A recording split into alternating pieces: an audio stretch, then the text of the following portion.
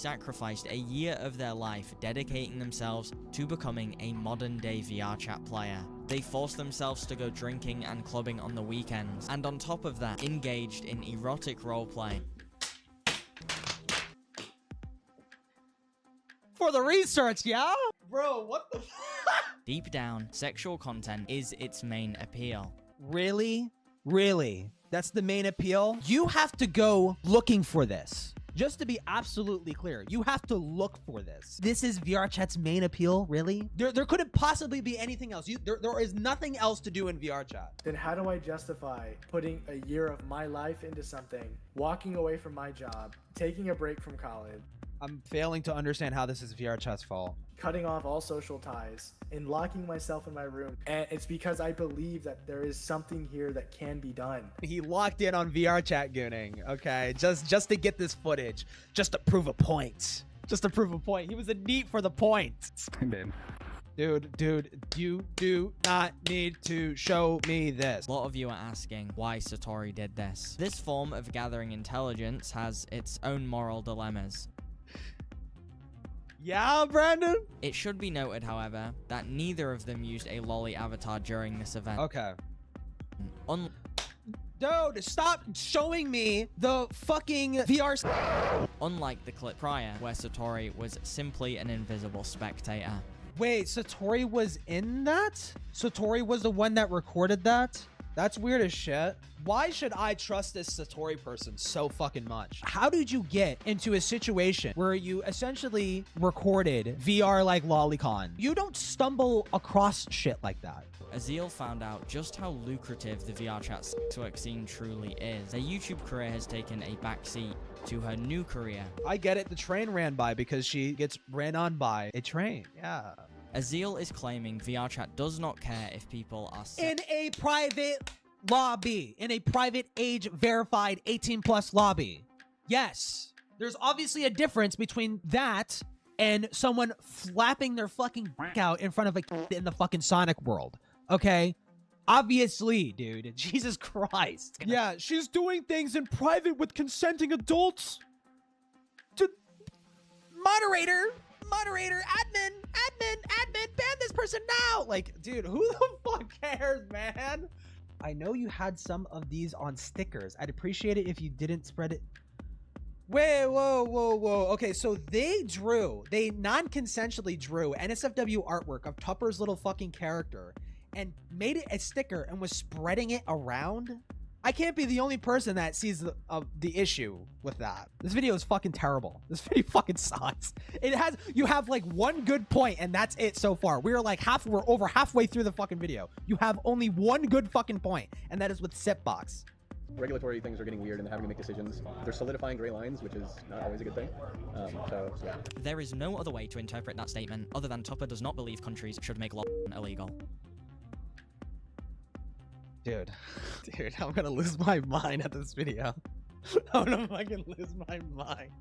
I'm like Walter White in the crawl space right now, dude. You know what else I just also remembered, dude? So Brandon's gonna have an issue with, Tupper saying, like, what do you think about this person generating AI basically? And Tupper says, like, my personal moral feelings are irrelevant. Did you know Brandon, one of his very first VRChat videos was exposing a pedophile, and he recorded an adult in a 50 seconds. What is it called when you go in the closet? 7 minutes in heaven. He went into a 7 minutes in heaven map to follow an adult pedophile who went into the closet with a and didn't say anything. He recorded it for footage to use in his video. I have two things. So we have the Brandon video, and I also just randomly got this in my feed. Someone already made like a response. BrandonFm is lying about Fuzzle on VRChat. There's this video after the Brandon video. Goddamn. Oh my god, Anna, bro. Holy. What the What fuck? you're seeing on screen is What you're seeing on screen is the gayest shit in the world. censored recording of a VRChat employee named Sai You know what? Actually, I don't feel like playing a game right now. I'm gonna full screen.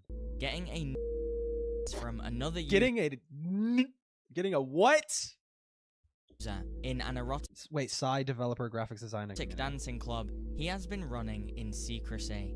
Despite VRChat marketing themselves as Running it in secrecy. Is it? So he's running some kind of like VR strip club or whatever. What is he? He's a community guy? Developer, graphics design and community. And he's getting some like lap dance. Do I fucking care? Explain to me why I should care about that. club he has been running in secrecy. Despite Oh, but he's been VRChat running marketing it. themselves as a game for children, Psy Not true. Not true. I will always fight this. I will always fight this. People keep saying VRChat is a kids game. It's a general audience game. VRChat, since the start, since the dawn, since the beginning, there's always been a market for like an adult space on VRChat. Not even talking about NSFW stuff, right? There were bars and clubs way back in old fucking VRChat. It doesn't there are aspects that appeal to children, right? But it's a general audience type of game. I will always say that. But that also doesn't mean that they should just allow like ultimate, free reign degeneracy. Like I do think they should ban like NSFW avatars. They should be getting rid of NSFW worlds and stuff like that.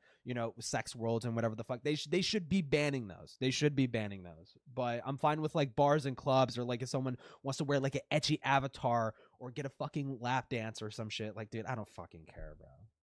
an official It's just if it's happening in an age restricted area, I don't fucking care. employee faced zero consequences Azeel makes after an we appearance? reported this through VRChat Dude, I met Azeel in the Trans Academy one time. It was crazy. support team. I didn't say much to him, but He yeah. faced zero consequences after we reported this through VRChat's support team, even though his actions were against VRChat's Holy fuck, dude. Erotic thing dance in a private lobby. It was a private lobby. I'm assuming an age restricted private lobby. Yeah, no shit they didn't care about this. What? official terms of I mean, maybe there's something like, oh, they also allowed minors in here. If that's the case, then yeah, absolutely. Then that should be the report. That should be the report. Who the fuck cares about some like loser getting a fucking a lap dance in a fucking private lobby with like a group of his fucking friends, and they're all 18 plus and shit? Who fucking cares? Yeah. service. This clip is just the tip of the iceberg when it comes to the information we have been gathering over the Like past strip year. Do the more popular Twitch streams of VRChat or like strip dances? Jesus Christ, dude.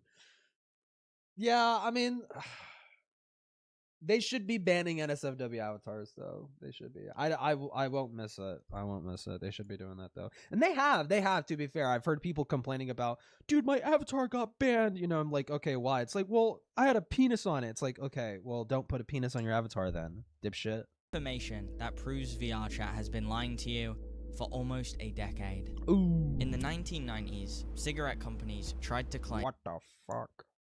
Damn, boy, he's sick, boy! Oh my god, it looks so gay. Forgot I had First that. stream, have some bling lil nwa. Thank you, Lil Niwa. Thank you, Lil Niwa, for the $5. Netherlands. nicotine was not addictive. Today, VRChat's head of community I don't know if you're comparing nicotine, an inherently addictive substance that was lied about for the longest time because cigarette companies wanted to, push their products more and stuff like that. I don't know if that's comparable to VRChat, but okay, let's hear it. claims the platform is no more dangerous than the rest of the internet. I believe the premise of Wait, huh? What? For almost Let a me hear this whole decade. thing. Let me stop In the pausing. 1990s, cigarette companies tried to claim nicotine was not addictive. Today, VRChat's head of community claims the platform is no more dangerous. What a Hold the fuck up. Okay, cigarettes cause cancer. Okay, VRChat in the wrong hands, okay, can cause like fucking problems. Okay, people like Sonic OO making like fucking NSFW avatars based on fucking kids game bullshittery. Okay, that's not the same fucking thing, dude. Like people like that should be banned. But what a disingenuous comparison, dude. Than the rest of the internet. I believe the But he said, okay, so he says that it's no dangerous than the rest of the internet. That's just true. That's just true. That's true for literally everything. People can get groomed over fucking like Smash Brothers, like online Smash Brothers. Okay. The premise of BBC's show was we. What the fuck? Okay. What? Than the rest of the internet. I believe the premise of BBC's show was we pretended to be a 18-year-old girl on the internet, and you'll never believe what happened. What the fuck is the context behind this? Which is like, yeah, that is terrible. But we are on the internet. These quotes both put He's gonna play the full clip later, right? What the fuck is the context behind that? the blame of a product. I mean, it was a thing, yeah. Like, it would probably be more accurate to compare it to like Amino. Because Amino was like, it's very similar actually. Amino was like very free reign. They let people do whatever the fuck, right? With minimal moderation. Now, they should have been, the moderation, when you have a platform like that, the moderation should be heavily involved, right? And you could argue that maybe VRChat needs to be more involved, and I wouldn't be against that, right? I wouldn't disagree. They probably do need to be more involved. Like, maybe there should be a better vetting process for uploading avatars. Like, when you upload an avatar, you upload a world, and you have particular assets, because like everyone on VRChat, when they're making avatars, they use each other's assets and stuff like that. So I'm thinking they could probably put a flag on like certain like NSFW assets, and if your avatar or your world contains those assets, it can't be uploaded, or you'll get banned or some shit, right? There could be like a better detection system in preventing stuff like that. They always could be better with moderation, but comparing fucking cancer sticks to VRChat, it's like, well, we're on the internet. That's not the same fucking thing. Negative effects onto the user, and they cigarettes are inherently harmful. It's fucking poison. You're inhaling poison. This is a fucking video game, right? Now, people can be addicted to video games, and that's where you start seeing the harm. But if you play VRChat like once a fucking week, you go out, you hang out with your online friends and stuff like that, you drink and party, and you hang out in adult spaces, and you go about your fucking day. Like, like, what is the harm in that? Like, I already don't like the angle that he's fucking going with here. They are both a bold-faced lie. Today, we know cigarette companies lied about nicotine being addictive because of a man named Jeffrey Wigand, who was fired from the third largest tobacco manufacturer in the US after expressing concerns about— Now, also, to be fair too, like, I am being like super critical already off the bat, because this is just fucking retarded, like, comparison off the bat. But I would not put it past it for VRChat staff to be into some fucked shit, because I remember watching this guy when I think one of my previous streams, I reacted to this guy's VRChat video about BrandonFM and whatnot, and he was being critical of him, but he was also like elaborating more on certain VRChat staff, because I think Brandon touched up on that a little bit. One of the staff members is like an active fucking lolicon, right? And he had NSFW avatars, and there was no repercussions for it whatsoever. He took like he had his like custom avatar, and someone ripped it and broke down the assets that were uploaded on that avatar, and they found like NSFW stuff, and it was like of a fucking what the fuck? Right. And that guy basically got away with it. Even with the backlash, he got like momentarily demodded and then re-added. Like, that's fucking ridiculous. That's fucking, get rid of that fucking dude. Right? The fact that that's being enabled is a giant fucking red flag. So I'm not going to be totally sweeping for VRChat here. They do fucked shit, and they should be criticized and bashed for it. about added toxins in the product. After being let go, Jeffrey secretly worked with journalists to whistleblow the tobacco industry's biggest secrets over the course of a year. This is why? Just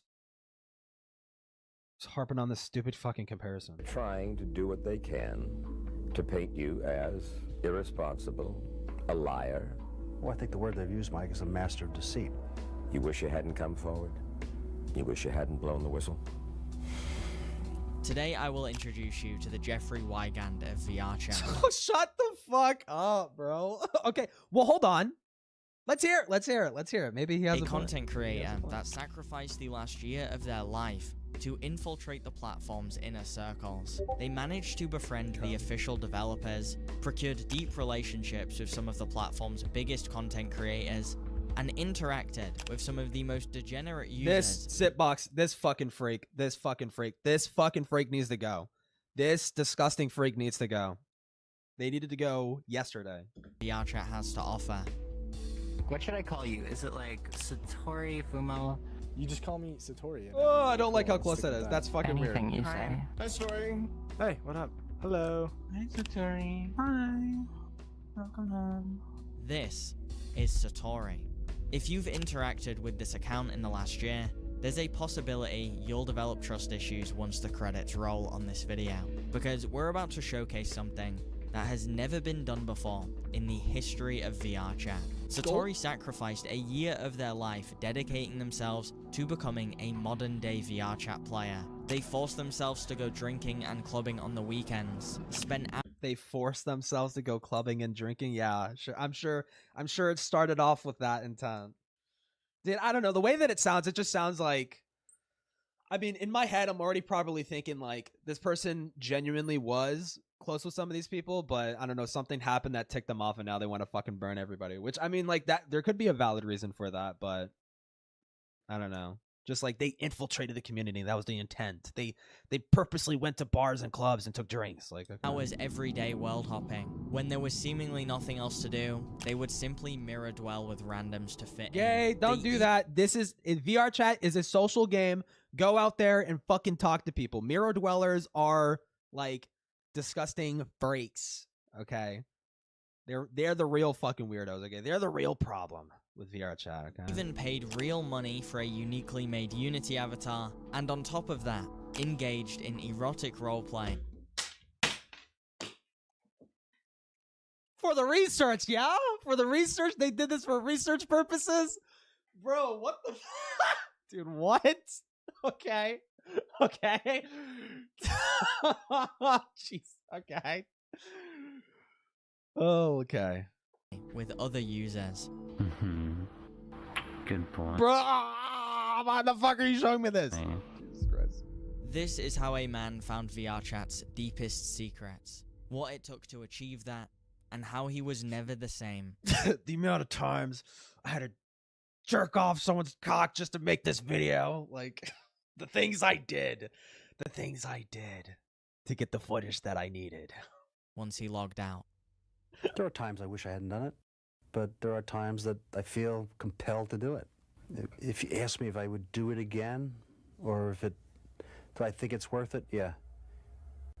I think it's worth it. I think in the end, people will see the truth.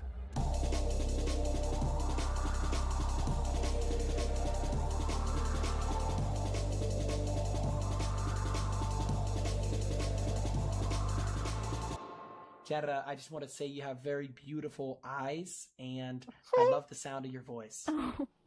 You know why they call me Cat Mom for real, though? Why? Because I can be your cat girl. Or your mommy. Dude, he's trying not to fucking laugh.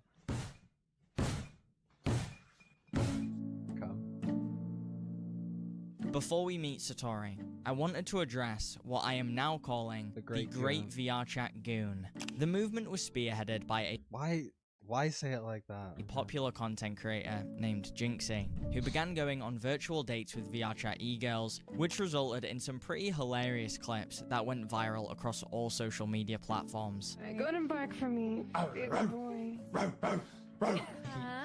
I mean, I would say immediately off the bat, I don't think it's a wrong thing to say Jinxie probably does have a large kid audience. Is that a wrong thing to say? I don't know. I don't know much about him, but he comes off as like that kind of streamer that has like a lot of like kids that watch him. This is like really fucking dumb of him to do.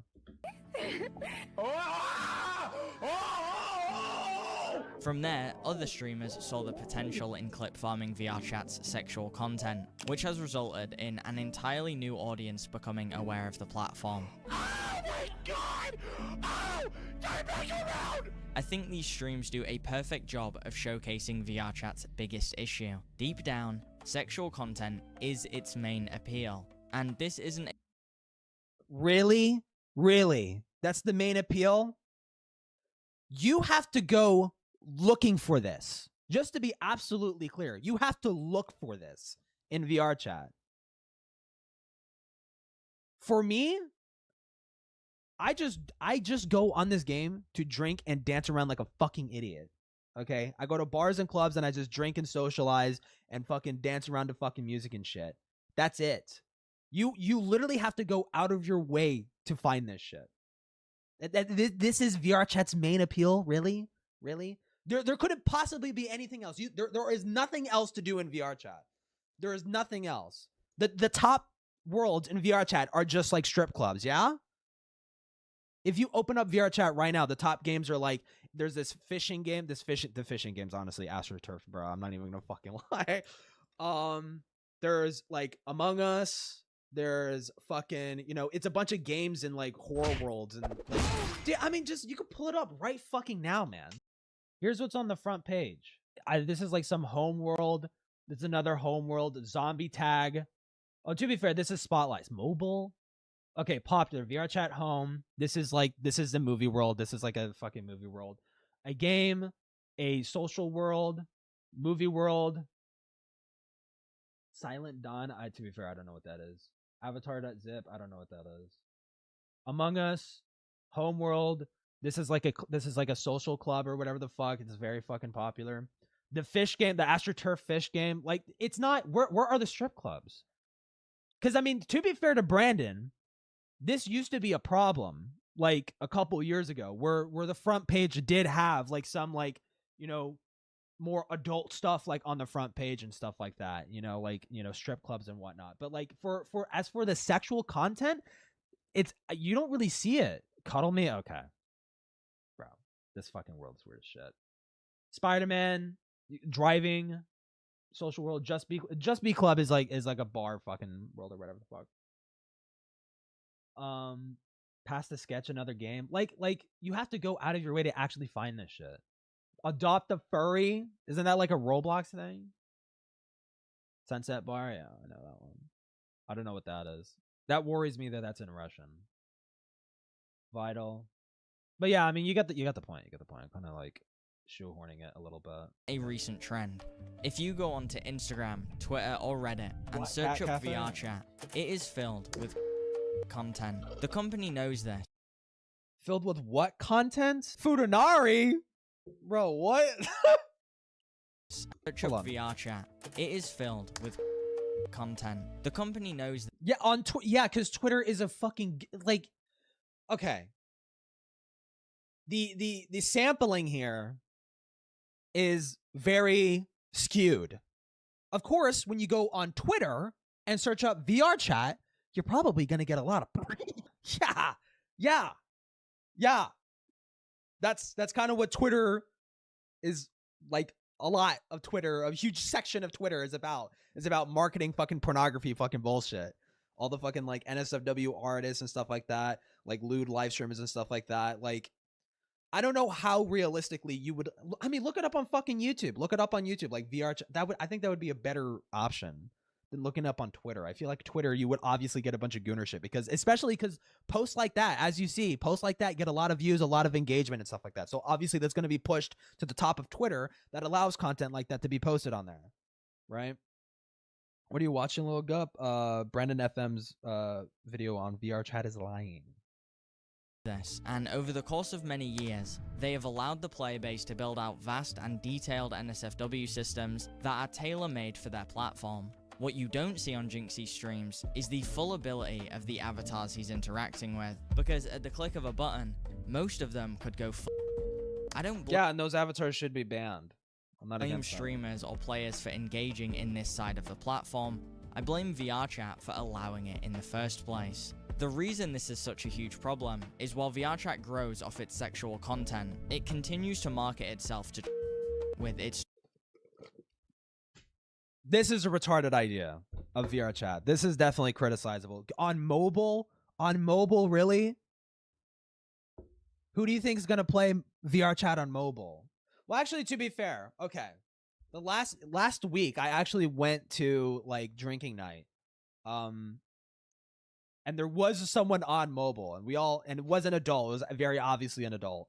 And we all fucking made fun of them for it, okay? So there was one person, right? But like obviously, like this makes it more accessible to children, right?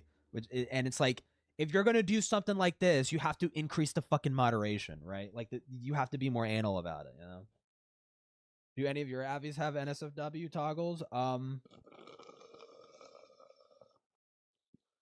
Not by my choice. Not by my choice, okay? Listen, I grab from a public selection, and some of those public avatars have fucking NSFW shit on them, but like obviously I don't fucking use it, right? If I wanted sex, I'd just go and fucking download Grindr.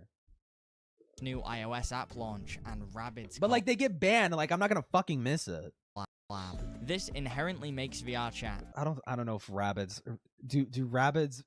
Who in the modern day really? There's a wide swath of children that are like, I just love Rayman raving rabbits. Like I don't know. It feels like Rayman now is like a dated thing. I don't know if it necessarily appeals to. I mean, I'm kind of nitpicking it. Yeah, sure, yeah, I can see it appealing to kids. A prime place. It's just you don't really. You would think Minions. You would think Minions. You would think like fucking, you know, like Fortnite, like Tung Sahur or some shit. You wouldn't think like Rabbids. You wouldn't think you would think Rabbids like fucking 15 years ago. You would think Rabbids 15 years ago. You wouldn't think Rabbids in 2026.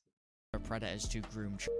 VRChat has taken Roblox's biggest issues and pushed them to their most extreme, while flying under the radar of mainstream criticism for pushing them to their most extreme. Grooming is grooming.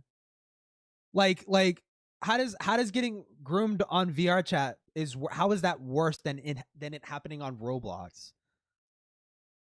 Grooming is usually these pedophiles, they meet these kids on these platforms and they take them to personal DMs, and that's where all the fucked shit happens. It like, I mean, VRChat having, you know, enabled sort of like more lascivious, you know, I guess you want to call it, like things. I don't know. I don't see it as enabling a pedophile necessarily. Like, I mean, they are going to use that kind of content to groom a child, sure, but it's not like enabling them, you know, because they're going to do it. They're going to meet the kid on the fucking platform and take it to the fucking DMs, right? Like, how is Discord not more to blame here? I don't know. For years. This problem is exactly why Satori started their undercover investigation. The undercover investigation of fucking people, yeah? I can't get over that. For me to sit and explain how I got this information, it's exciting and it does build off one another, but it is a long, tedious road. And at that point, then how do I justify putting a year of my life into Blackish? I know who Blackish is. Yeah, I know who he is. Something, walking away from my job, taking a break from college. Wait. Hold on. What? How I got this information. It's exciting and it does build off one another, but it is a long, tedious road. And at that point, then how do I justify putting a year of my life into something, walking away from my job, taking a break from college? I'm failing to understand how this is VRChat's fault. Cutting off all social ties and locking myself in my room.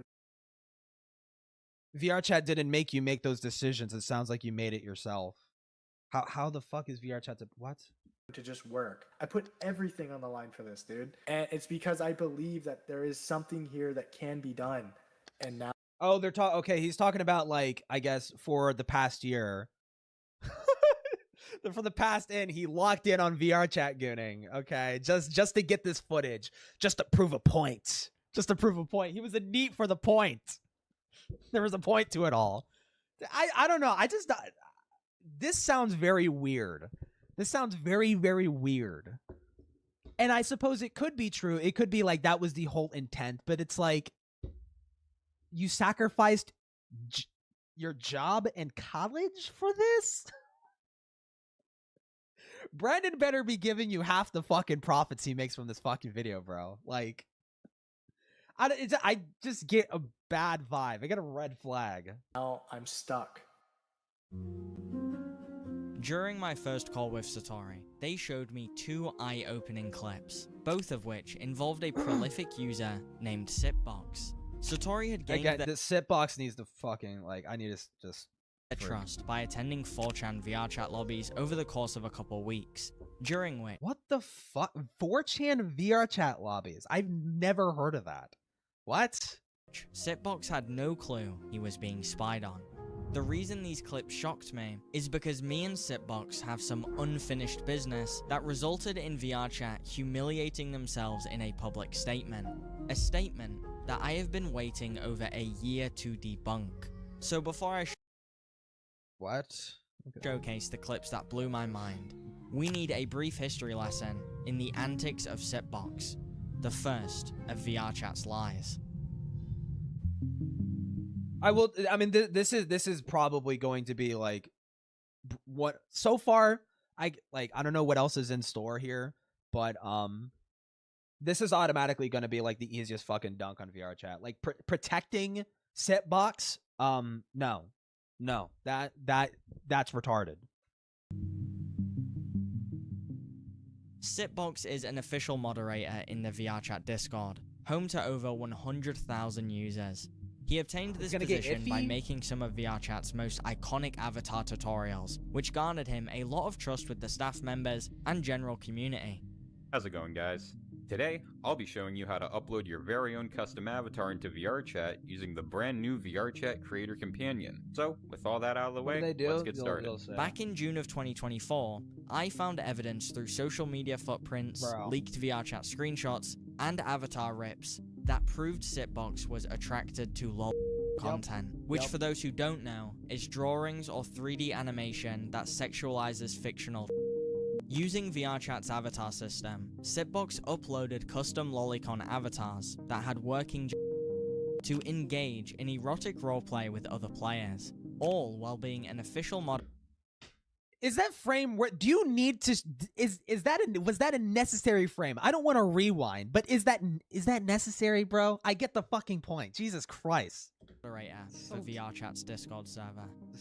I mean, I get the point. The point is to disturb you, right? But like, chill.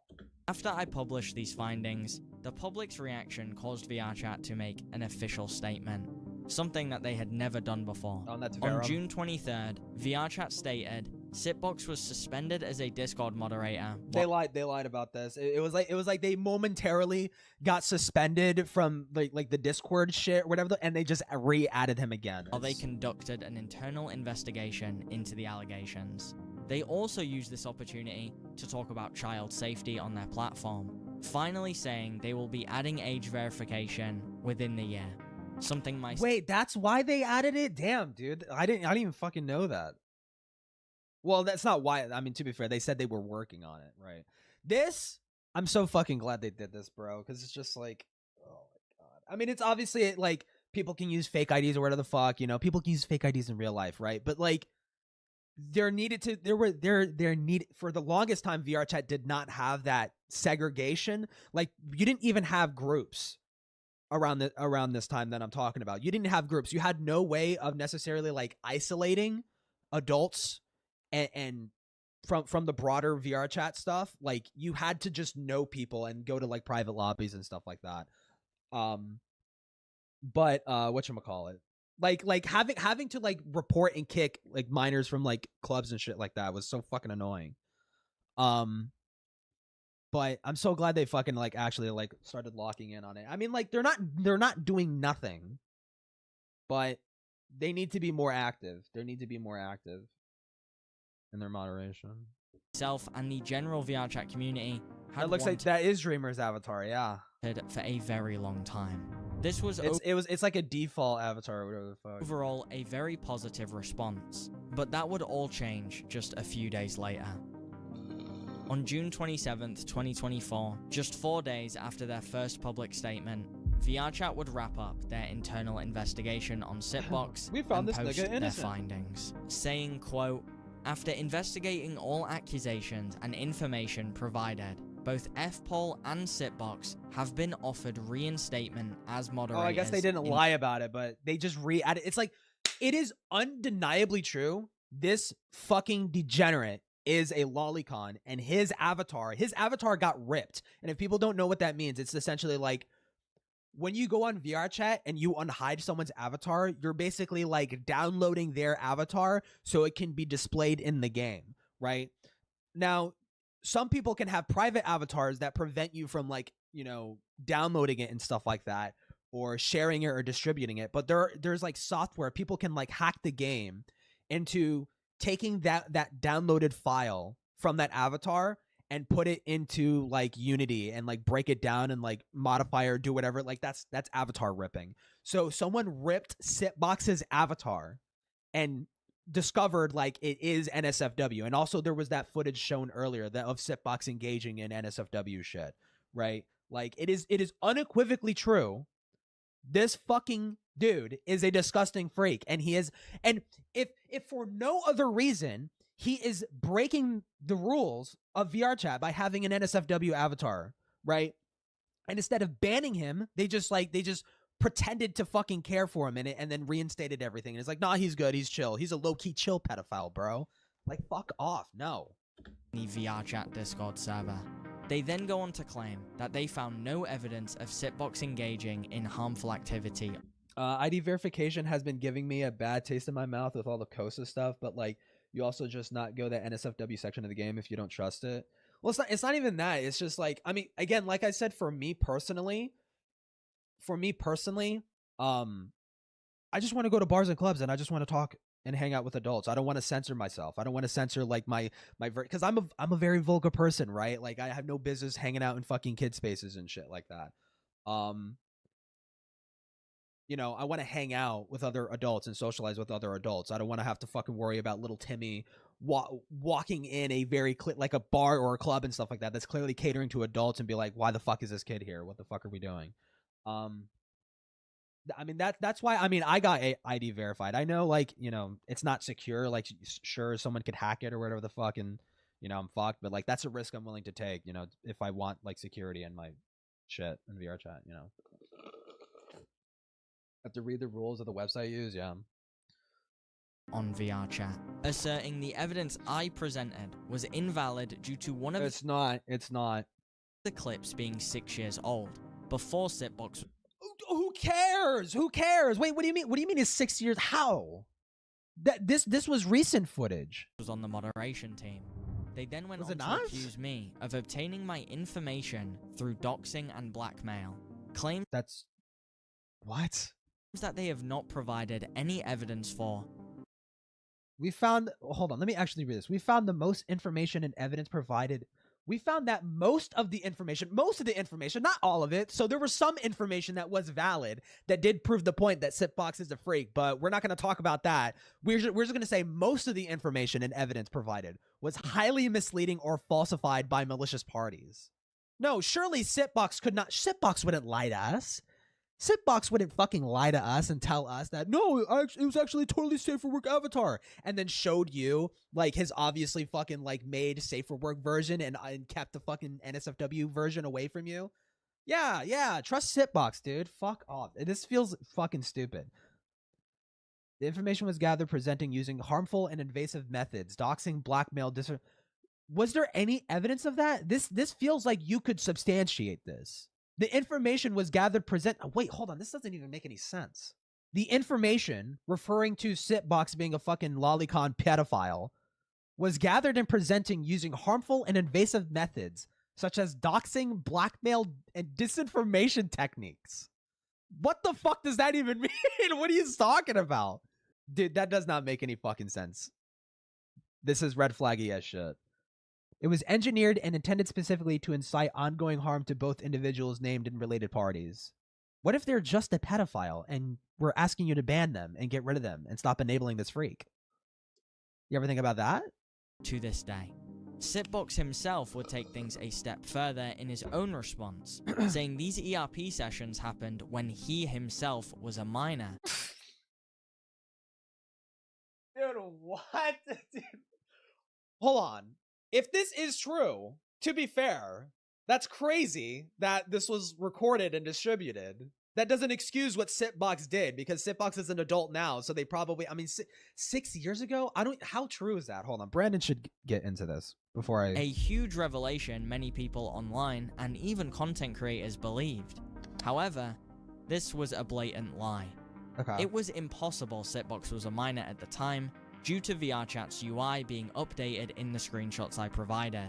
As you can see, there is a group banner above Sitbox's name tag. They did that, and like, there's no way that was 6 fucking years ago. No, he's right. That had that. I remember this changing. This changed like, I want to say like 2021 or 2022.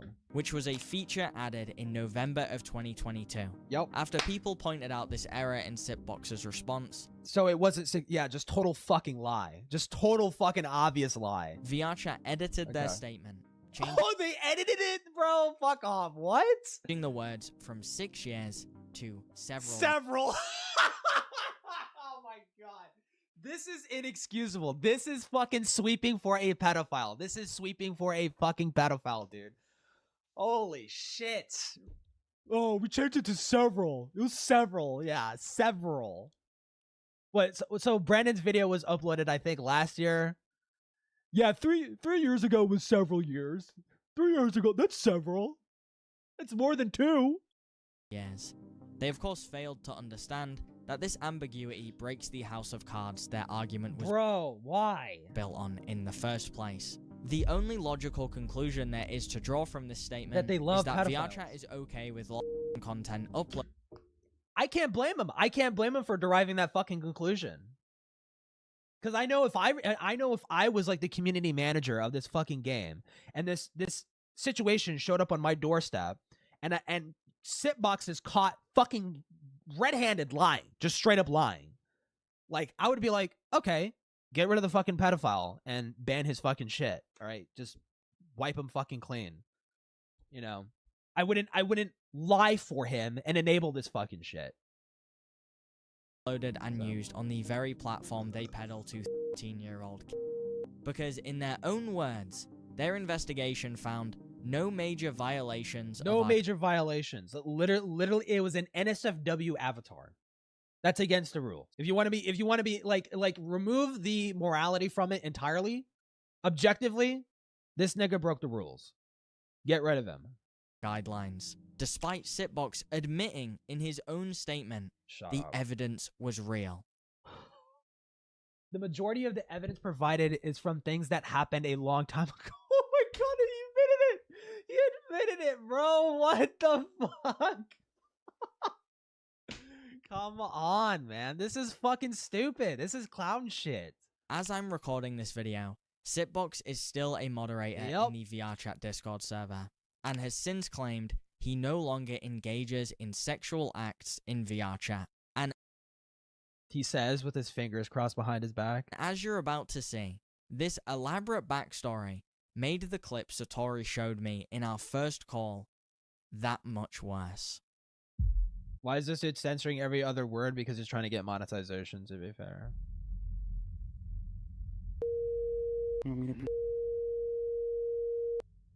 What you're seeing is an entirely censored recording of Sitbox ERPing with another user who was wearing an avatar that looks no Oh my older. god, what the fuck? Jesus Christ, man. I don't need to see this. Just Jesus Christ, man. Holy fuck. And it's at this point, I would like to point out a paradox in mine and VRChat's relationship, while proposing a quick solution. The footage Satori shared with me isn't just something I can't show on YouTube, it's a piece of content I am not comfortable sharing anywhere. We know the act Sitbox partook in 100% violated VRChat's terms of service in section 13.2d, and it's like, I mean, it was heavily censored, but bro, Jesus Christ, man, just slap on a Gaussian blur on top of that shit, dude. Jesus. 8.4c. So I'd like to publicly invite VRChat to reach out to me via Twitter, and I will validate the existence of this video privately, alongside any other evidence I've referenced in any of my videos, including this hold up. D and 8.4c. So I'd like to publicly invite VRChat to reach out to me via Twitter. Why don't you reach out to them? You're the concerned party. Dude, this was an issue that showed up. Okay, so I watched like it was like I quote unquote BrandonFM hit piece this was one of the criticisms of Brandon, is that Brandon had caught a pedophile in VRChat and didn't report it. And it took people yelling at him to report it in order for him to report it, like to the police. Like he has an issue with reaching. No, you're the concerned part. Reach out to them. Did you reach out to them? Reach out to them with this information. Why are you uploading it in a public fucking video? And like, I understand you want to bring this to attention. Dude, you could just do both, okay? Get in contact with the VRChat, bring this to their attention. You can get in contact with them. It's not like I don't think they would make themselves unavailable, despite, you know, problems they might have with you personally, being a critic and whatnot. Goddamn. But you should be reaching out to them, dude. Like, if you're actually concerned about this shit, you should be doing that. And I will validate the existence of this video privately, alongside any other evidence I've referenced in any of my videos, including... He is criticizable. But, I mean, VRChat is the bigger issue, I think. This one. And before they tell me to submit it through their official ticket system... Get in contact with them fuck the ticket system. Skip the ticket system. Go to Tupper. Go to Tupper himself or something. Go to... Get in contact with some of the public moderators. Talk to them directly. Fuck the ticket system. We did that. Yeah. The ticket system, yeah, I probably got, like, fucking buried underneath, like, dozens of other fucking reports or whatever the fuck. Fuck the ticket system, dude. Last time, and Sitbox is still on the platform getting his by a year-old looking avatar. I want to do it.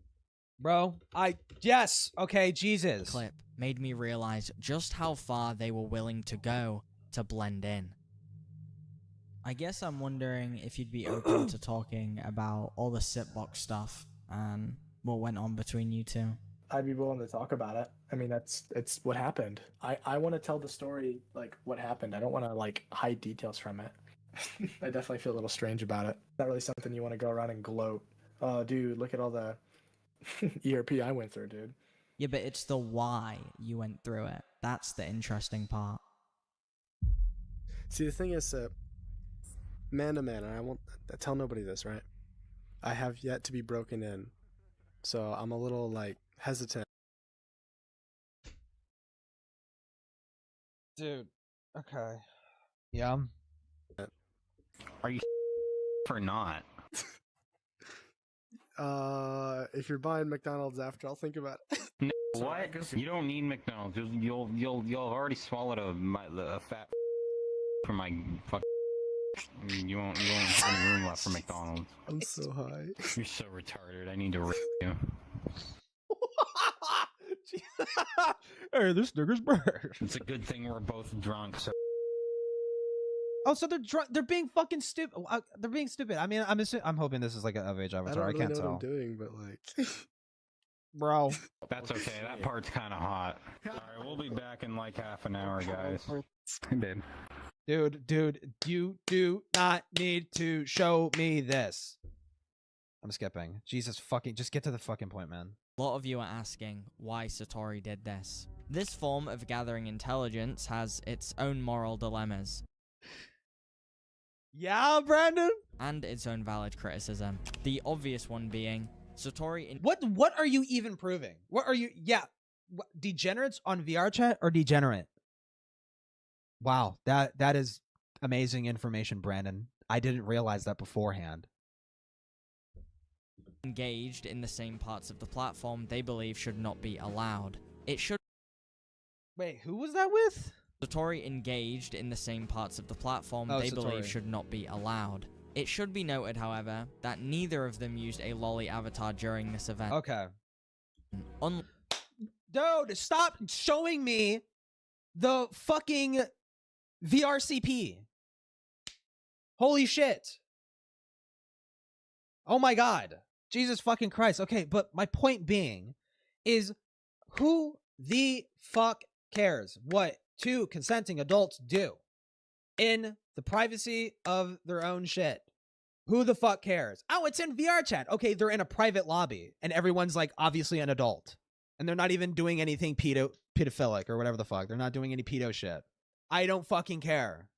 It should be noted, however, that neither of them used a lolly avatar during this event, unlike the clip prior, where Satori was simply an invisible spectator.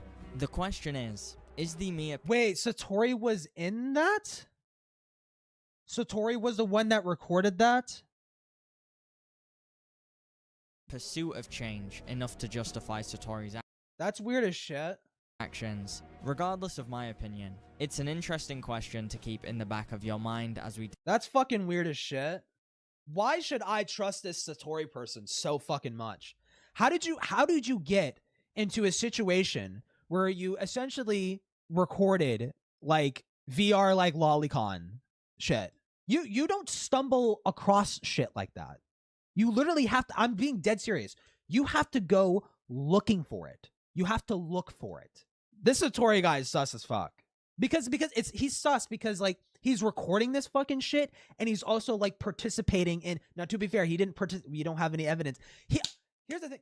I don't think Satori would upload evidence of himself engaging in ERP with someone who has a child avatar.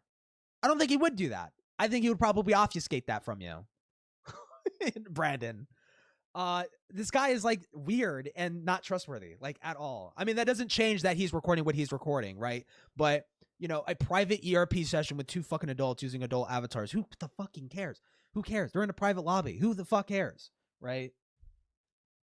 I mean, again, like NSFW avatars is against the rules. I mean, it's just a good rule of thumb. They should be banning NSFW avatars, but if two consenting adults are doing what two consenting adults do, bro, like in private, you know, not in public, in private, I just can't be fucked to care. I just can't be fucked to care. Okay. But don't cry when your fucking NSFW goon avatar gets banned. Okay. Delve further into their like nobody should be crying about their fucking gooner avatars being banned. Nobody should be crying about that. Satori's fines on Sitbox was the first step in showing VRChat's sexual nature is not due to an out-of-control player base, it's a systemic issue with the company. VRChat had the chance to deal with this individual before. Yeah, with one individual. Like, you understand, they go by case-by-case basis. You understand that, right? But their incompetent and dishonest internal investigation back in 2024 led them to this very moment. I've told you before, but man, it's like I don't like the phrasing that he's comparing VRChat to cigarettes, and you know, there's a systemic problem where you know, they just totally enable like NSFW stuff, and you know, we do have that example with Sitbox. They did fucking enable that shit. But as I said too, NSFW avatars get banned regularly. There is moderation. It's not like they're not doing anything. There is moderation. They could be more Hitler-esque about it. I'm not against it, but you know, just let me drink and spin the wheel, okay? Just let me drink and spin the wheel. I don't care what fucking avatar I'm wearing, okay? It's never a point in the day, other than I guess where I'm gaming, where I'm not doing something VRChat related. Like literally every facet of my day is around something VRChat related. It's actually draining. I can't do anything without thinking about how could I tie this back to the project, and it gets exhausting. Wait, is that a little Freudian slip? What is that? What is that? Of my day is around. Hold on. Let's hear the whole thing. I've told you before, but man, it's like it's never a point in the day, other than I guess where I'm gaming, where I'm not doing something VRChat related. Like literally every facet of my day is around something VRChat related. It's actually draining. I can't do anything without thinking about how could I tie this back to the project. So he does things first and then thinks about how he could tie it to the project later. What are you even trying? What is he trying to fucking prove? I just don't like. Yeah, there's gooners in VRChat. Yeah, there's gooners like everywhere on the internet. That's kind of what Tupper was saying, right? There's gooners on the internet everywhere. Okay, you know, you can't realistically stop two consenting adults doing fucking gooner shit in a private lobby. You can't expect VRChat to do something there. Right. And I'm pretty sure they even spell this out in the rules too, where it's like, you know, I remember some kind of post being made. I don't know if it's the rules, but I remember some post being made where they're like, we can't be expected to moderate private lobbies. If something bad is happening in a private lobby, it should be reported. You should be reporting it, right? But realistically, you can't expect VRChat to do something inherently. They're not omnipotent. You have to report shit, right? You know. But they're not gonna try and like slip a bug or whatever, like some kind of like spying bug on private lobbies just to moderate shit. Like you can't be expected to do that, right? And it gets exhausting. I've gained weight. Massad's best agent. I stopped working out. I cut off. This a is lot Israel's of top socials. guy. I isolated. When you have, I felt isolated. It sounds like you just did this to yourself and you want to blame VRChat for it. That's what it sounds like. It sounds like you got addicted to VRChat and you want to blame the game instead of your fucking poor sense of like self-control. Okay. And you know what? I'll say this. When I first started playing VRChat, dude, it can be addictive. It can be addictive. There was a point when I first got my VR headset, and I was playing VRChat beforehand on desktop, right? But it wasn't the same. Once you get in VR and you start like actually like, whoa, I'm like the Dark Souls Knight, or whoa, I'm wearing this Dead Space avatar and shit like that. When you're actually in the game, that experience can be fucking addicting. It can be.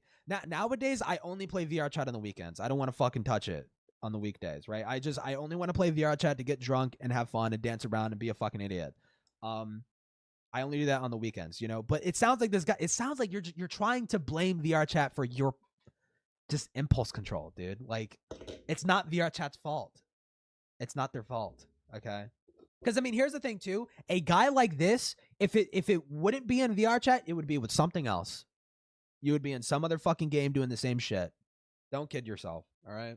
Working out. I cut off a lot of socials. I isolated. You stopped working out. You cut off socials. Really, you did all of this for the project? When you have nothing going on in your life. Wow, I self-sabotaged my social life and I started neglecting working out, just to prove that VRChat is bad. No, that just sounds like a neat lifestyle. It sounds like that would be more of a point for a neat lifestyle. Yeah, you shouldn't be a neat.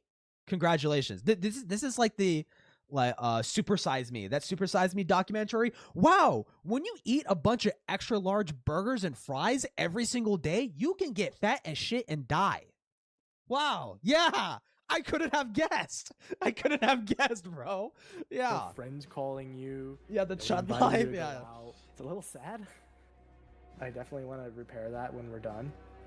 But it's like my whole worldview changed a lot with this. And Brandon's taking this and he's framing this as though it's VR. Dude, you cannot frame this as VR. It's not VRChat's fault that adults lack poor impulse control.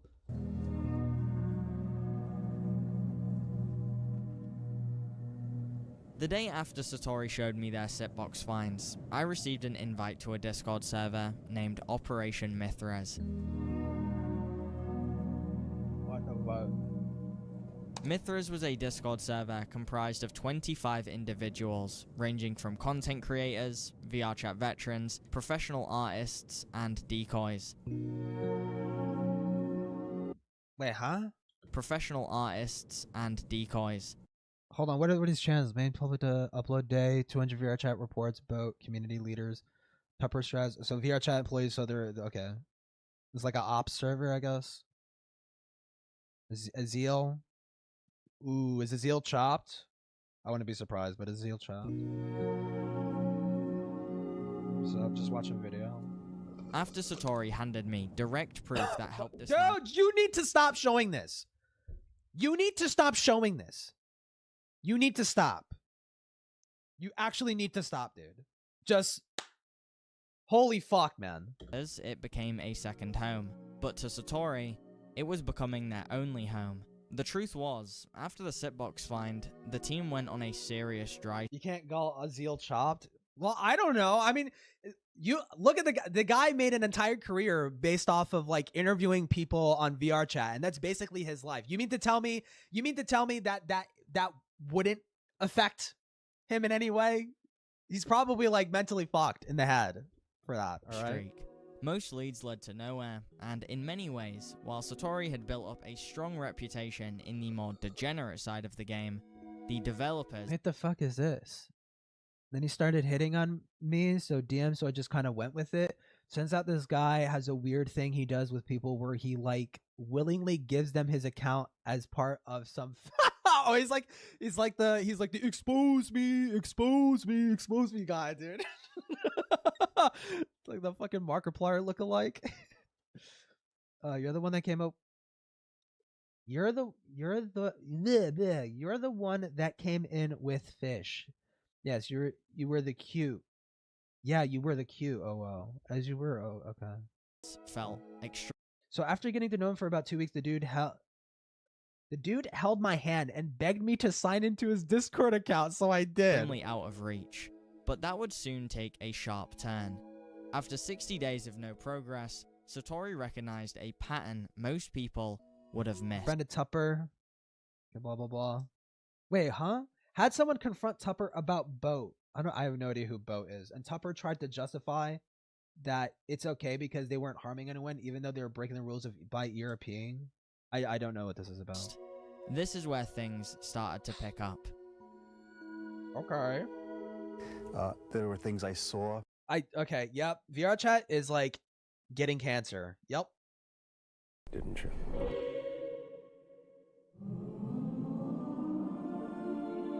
Oh my god, is he gonna go into like the There is a religious sect of VRChat, bro, and it's actually insane.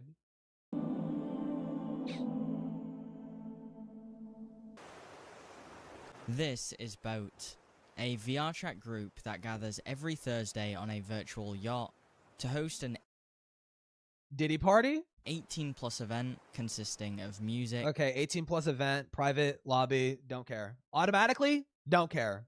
He's gonna show me something that's gonna make me care though, right? Dancing and ERP. Wow, don't care. What no one on the Mithras team knew at the time is a small detail relating to Boat would shape the next 6 months of the investigation. Dude, watch Snap Smash Cut. They were running an underground pedophile, fucking ERP pedophile sex ring or some shit.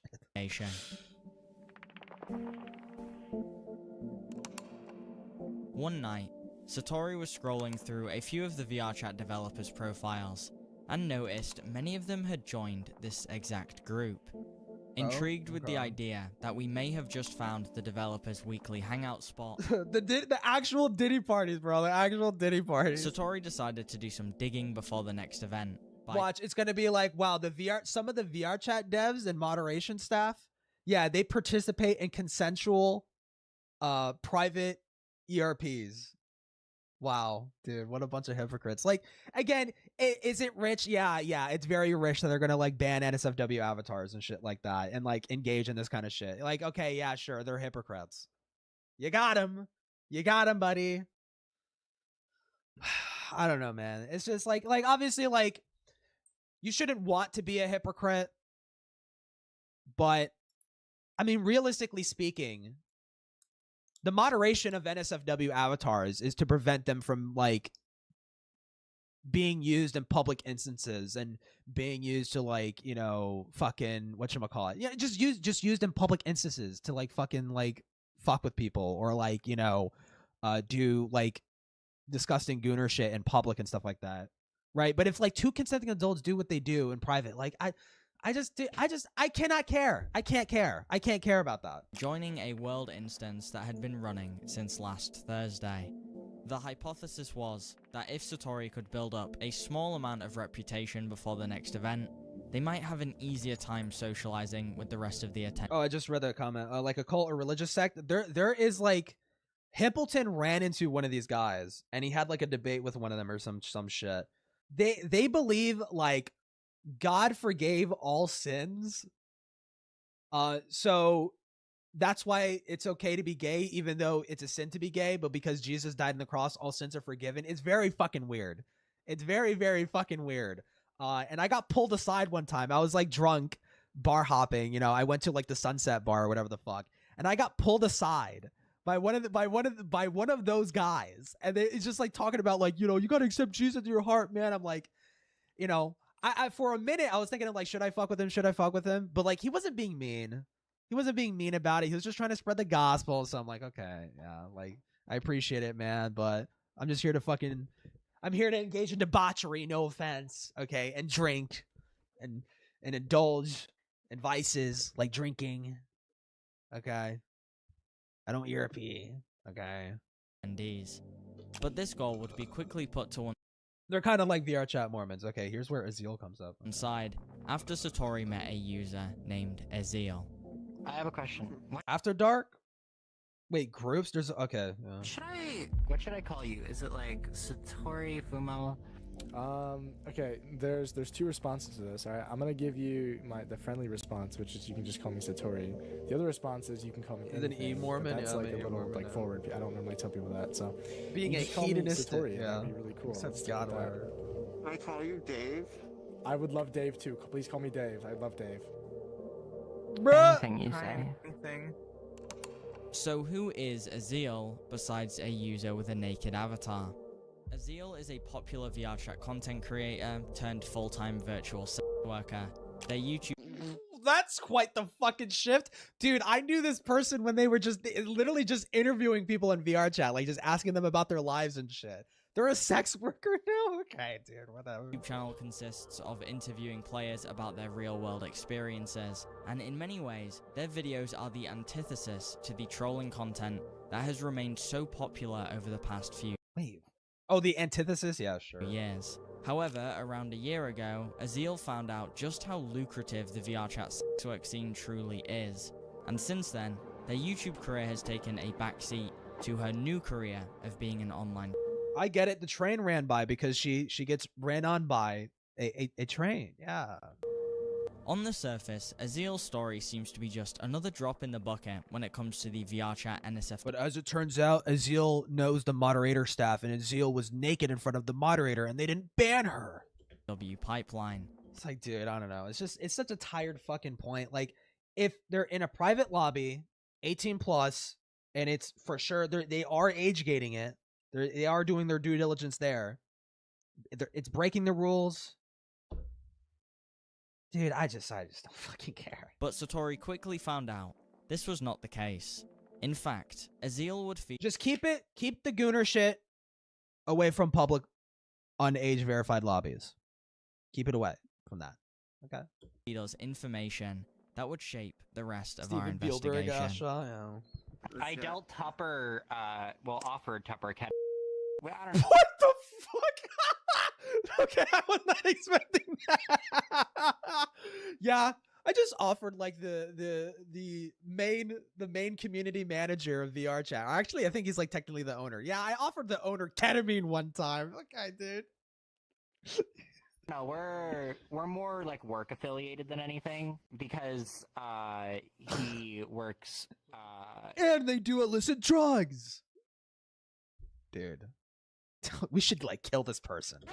VRChat directly, and I have had collaborative projects with VRChat and some of the bigger groups in it.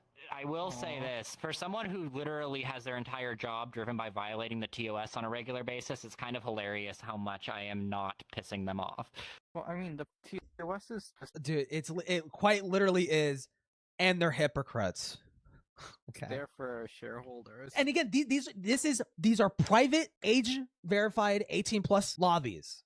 These are all consenting adults. Like, bro, I do not care. I just do not care.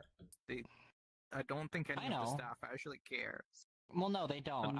Like when it comes specifically, I will make the it's not even really an exception. When it comes to sit box, dude's a pedophile.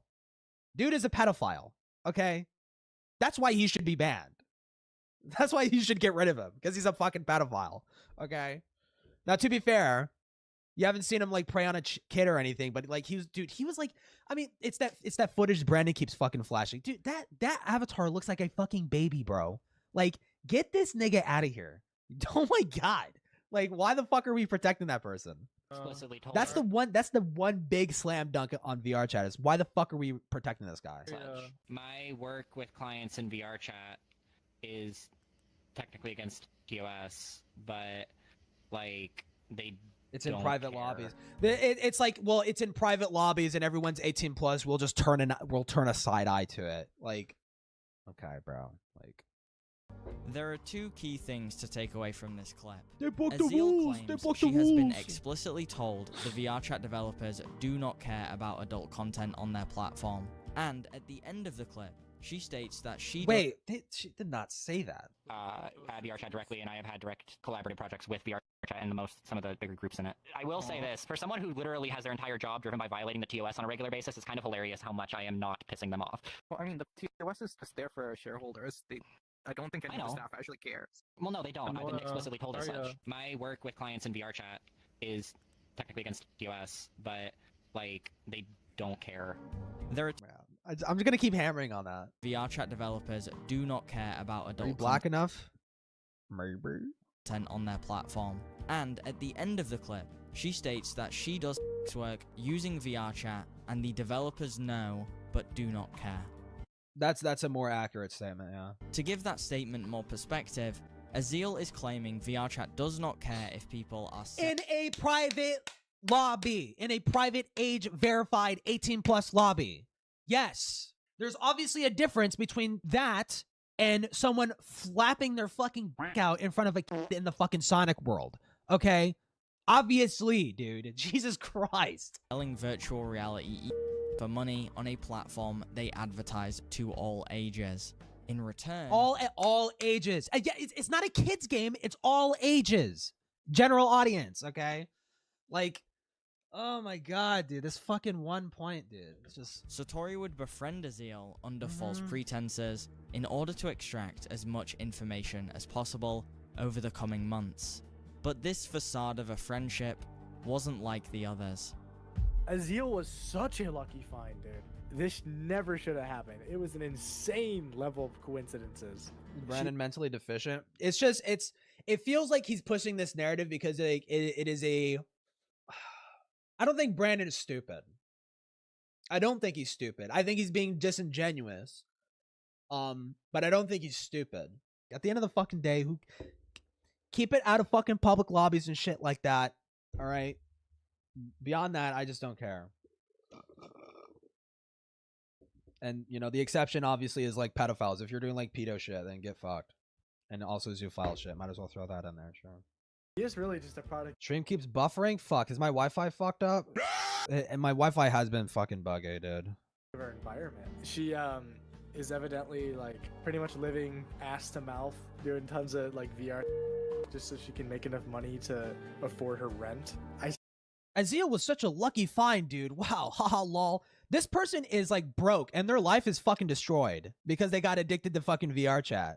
Are we gonna villainize this person? Are you serious? We're gonna villainize this person? I just would feel terrible for her and I would just give her... Oh, you feel so terrible for her, right? That's why you privately, secretly recorded them to give it to BrandonFM so he could disingenuously make a disingenuous point about what consenting adults are doing in VRChat, as if that like ascribes to the entire fucking platform in all public instances. Life advice. Hey, you know what? You should go back to college. Hey, you know what? Maybe you should go seek this out and the other. Like, I was around her because I was investigating her. But there was periods where you were like genuinely, the dynamic between you two was just friends. This feels like weird. This feels weird. You were lying to Azil the whole time, and this person's like telling you about how fucked their life is. And you were like, there were some moments, apparently. You're not going to show those moments, I'm going to guess. But there were moments where you tried to give them good advice. But, you know, ultimately, you just wanted to get the footage, right? And so you just kind of just lied to their face about being their friend. So you can hand this footage. That feels wrong. That feels fucking wrong.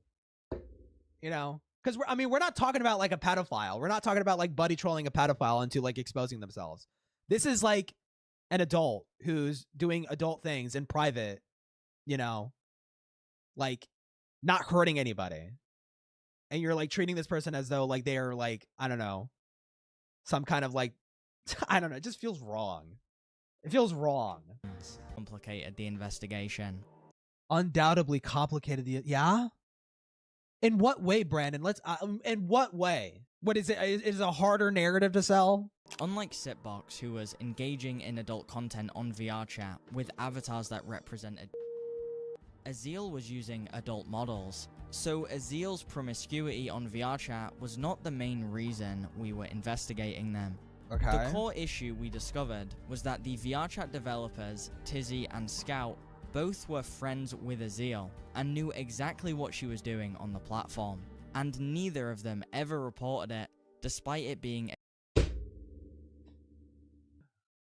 dude, against the official terms of service. Brandon, you cannot expect anybody above the age of 21 to care. Like, they didn't report them. They didn't report them. Bro. Does Tizzy know what you do for work?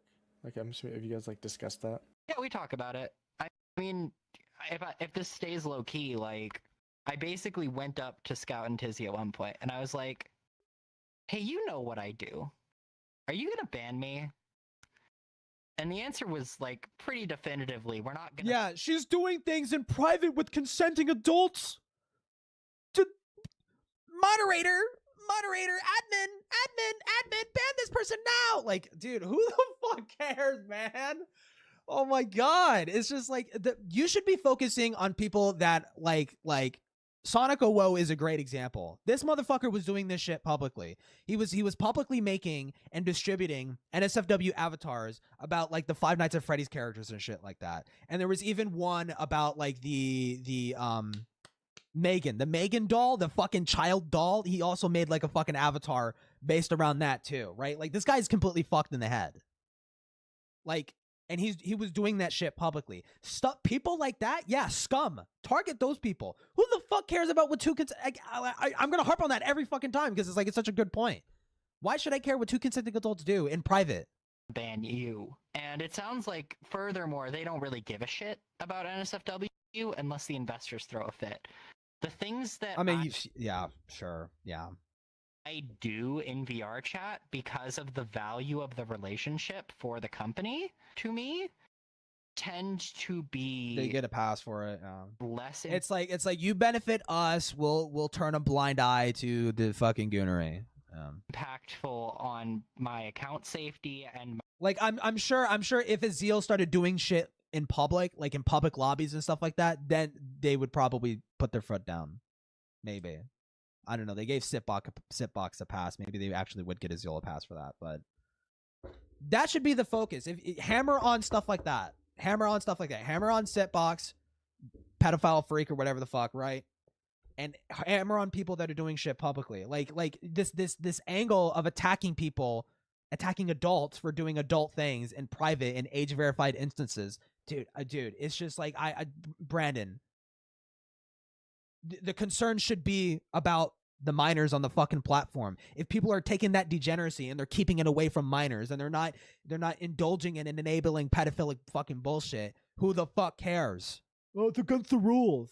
You sound like a fucking Janny, dude. You sound like a fucking loser ass Janny, bro. My reputation than they are for a lot of other people.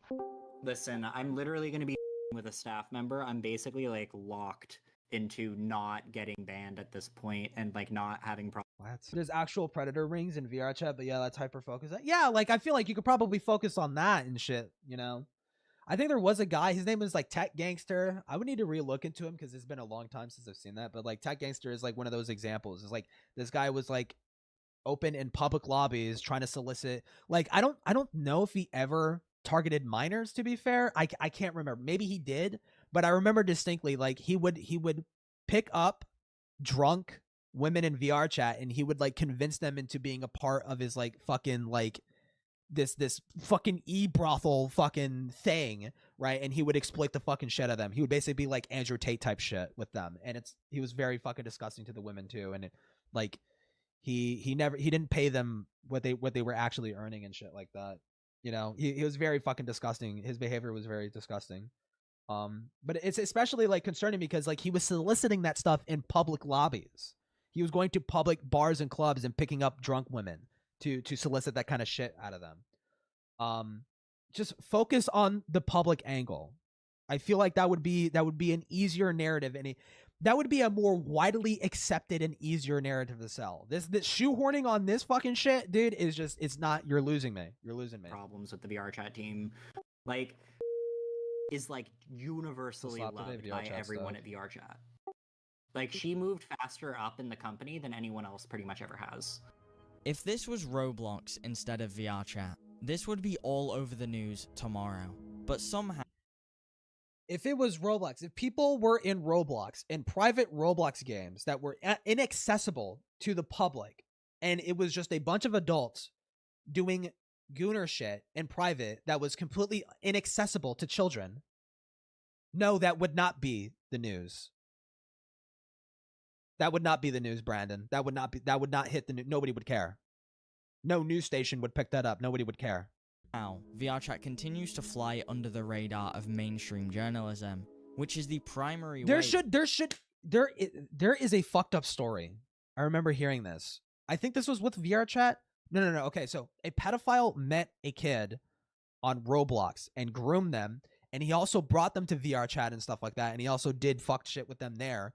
And it got to a point he was so connected with this minor that he ended up essentially flying over to where they lived and living in this fucking child's closet for a month. That's a real fucking story. But that says nothing about private adult shit, like adults doing shit in the privacy of, you know, their shit. That was all public. That was public. That was Florida. I'm pretty sure it was Florida. That was all public. He met that kid in a public lobby, groomed them, and dragged them into like private quarters and stuff like that, right? But even with that, like, I don't know if you can necessarily even blame Roblox for that, because like I think this was even before the time they started like adding all kinds of fucking weird shit in the game.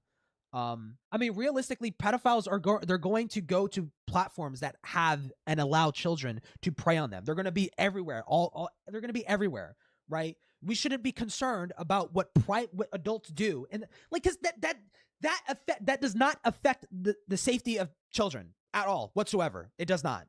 Like, let's say VRChat pressed a button, and this button magically deletes every single NSFW avatar, and they just keep spamming that button. They keep spamming that button, and no one could ever upload anything NSFW ever again. Kids would still be getting groomed in it. It changes nothing. A pedophile is going to do what nothing stops them. They're like impulsive fucking animals. Nothing fucking stops them, dude. So it's like, I just, this angle is not effective. It's not effective.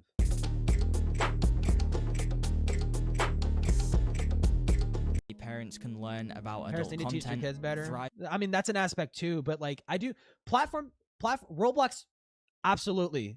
And not to sweep for Roblox, just to be absolutely clear, because I mean, recently I started, because I got groomed by Ace, quite frankly, okay, into getting into Roblox, okay. And you look at the store, you look at the stuff that's on the fucking store, bro. It is fucking crazy, the shit they fucking allow in that fucking store. And it's specifically because Roblox is marketed to children. It is and has always been marketed to children, right? Like, they need to crack down hard on that shit, okay? That's fucking crazy. Because there's nothing that's stopping, a child from like getting Robux for Christmas or their birthday or some shit, and then going into the store and buying those like lewd fucking, avatars or fucking clothing shit. There's nothing that prevents them from doing that. Like, it's crazy. Like Roblox is way worse, I would argue, than VRChat, but both could be better at moderation, sure. But the angle of just attacking what consenting adults do in private, dude, it's just, you're never gonna win people on that. You're never gonna win people on that. Living on a platform that might very well play. And although I don't agree with what Azil is doing, I don't believe they're a bad person. They are just engaging with the culture VRChat has fostered. I don't think they're a bad person. I just think they're a disgusting skank. Okay, and they're hanging out near a fucking trailer park and like doing blowies for fucking ketamine for almost a decade.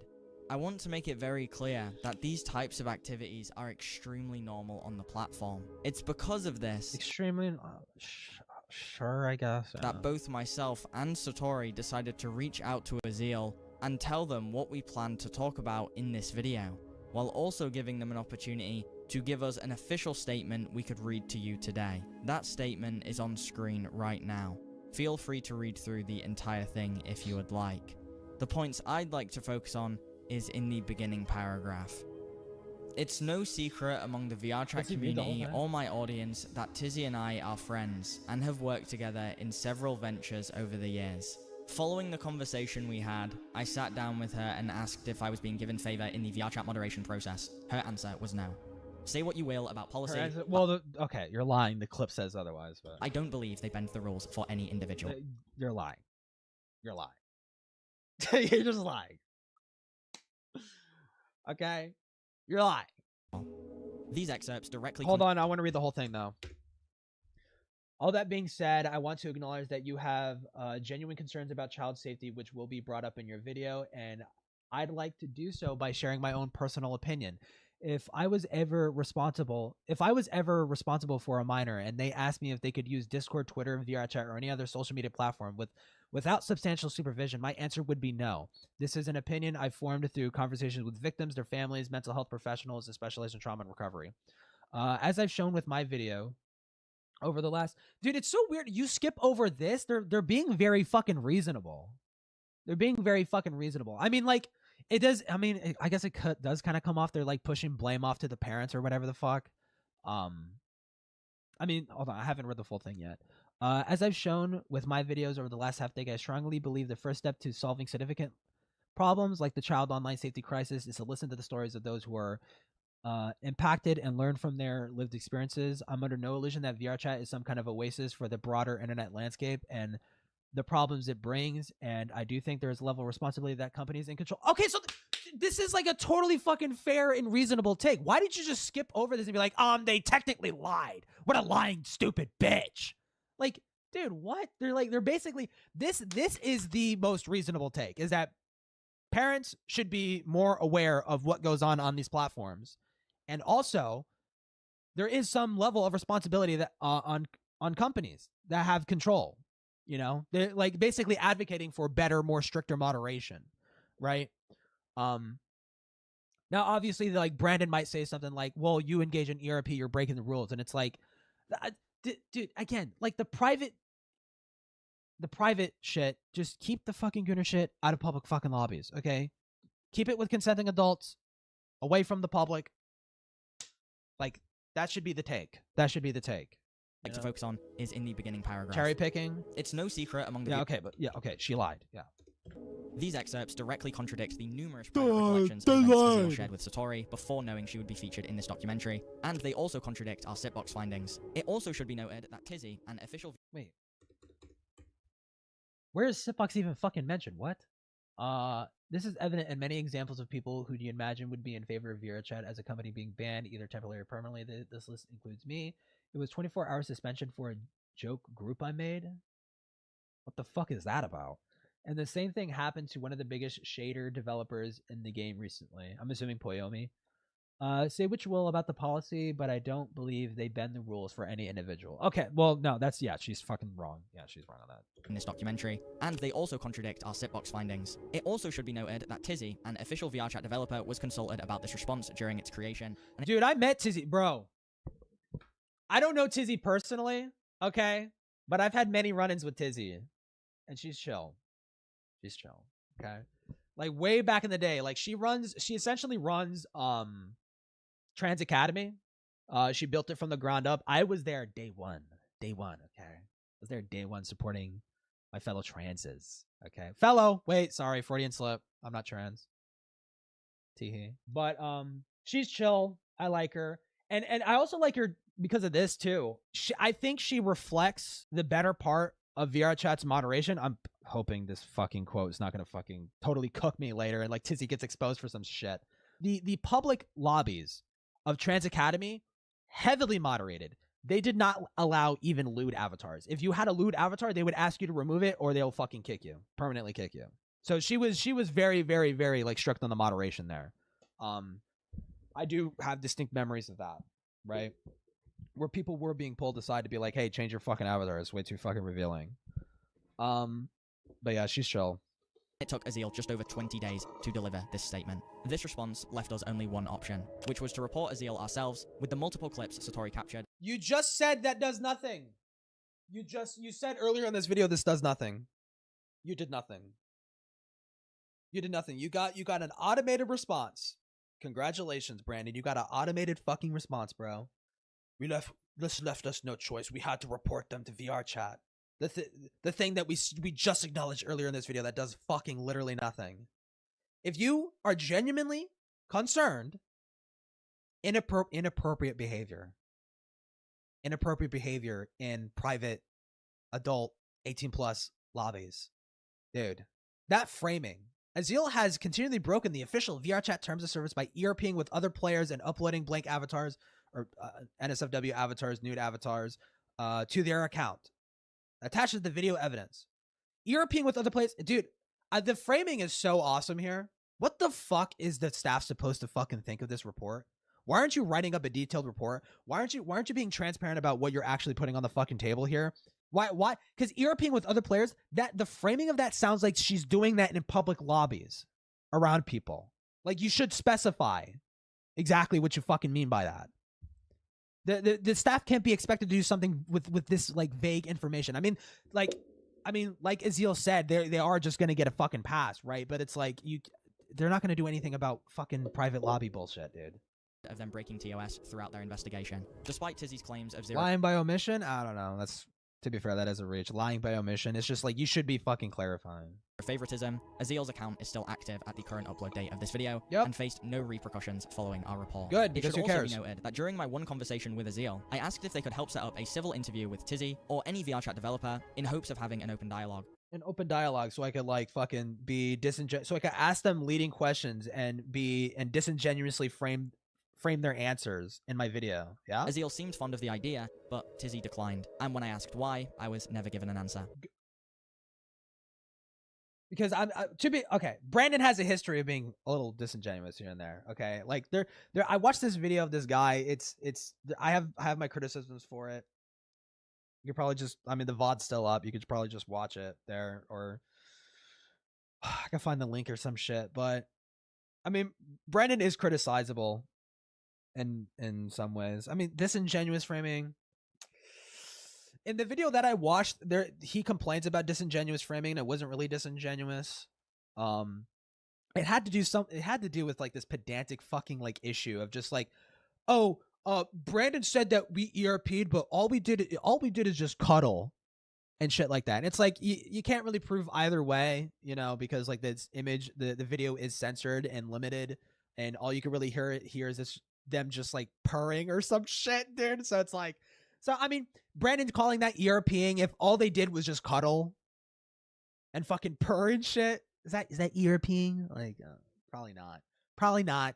Okay, you're calling it ERPing. It's a little disingenuous. Okay, but I mean, I don't fucking blame Tizzy. I don't blame Tizzy. You know, you're clearly coming at this at an angle to sell a fucking narrative off the jump. And you're not really interested in actually hearing other people's side. You're interested in hearing things that they have to say that either fit your narrative or don't. So you could just like, I don't know, just ignore that and put the fucking narrative fitting shit in your video, you know? While I admit, Azil does serve as the perfect window into VRChat's web of lies, I am aware on a personal level they were put between a rock and a hard place. I essentially asked them to publicly out their own friends and jeopardize their business. So despite the inconsistencies in their story, I'd like to ask you all to not send any hate towards Azil. Now, while this arc of Satori's journey was an interesting one, it doesn't even compare to what they would experience next. Because, for the first time, they were taking their investigation into the real world. Dude, what? Why?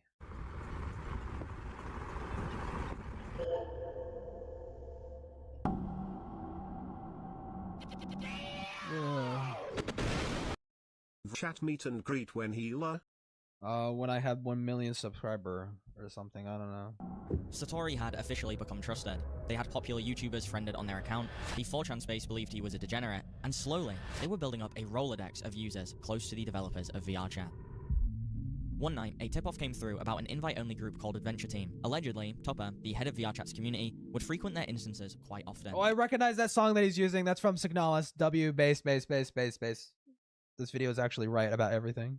Eager to get in, Satori scoured through their friends list and eventually found out that an ex-developer named Strongbad was an active member. And so, the Adventure Team grind began. I do know about Adventure Team. They're very secretive. They seem mysterious. The way that Tokyo treats right in the group, if he's given a reason to ban you, he will ban you. I don't think you understand how it works here yet. Not really. You're gonna have to acclimate pretty quickly. A lot of people want it's just so ominous, Jesus. out of here. You know that, right, Satori? If anyone tries to break the sanctity of this place, I will ban them.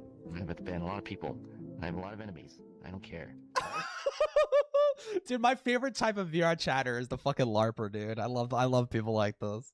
Watch him be a pedophile and I get clipped and I get raped. The moderation structure is not known to even, like, the main members of the group. They keep it completely secret. Every day, besides group-only Wednesdays, Satori would send a join request to Strongbad and patiently wait to be accepted into the instance. On those lucky days, Satori would attempt to build up trust with the core members, but more specifically, they would aim to build up trust with Tupper, whose official title at VRChat is Head of Community. Now, this isn't the first time I've talked about Tupper. In fact, a couple years ago, when I managed to get the evidence of Sitbox ERPing as a lolly in front of his eyes, he downright ignored it and allowed Sitbox to keep officially moderating the VRChat Discord server, home to thousands of. But here's the thing. While promiscuity was the key that unlocked both Azil and Sitbox's secrets, Tupper knows better. Satori needed a new angle if they wanted to extract important information from the most media-trained VRChat employee. Our solution to this problem was a simple belief that everybody loves art. What?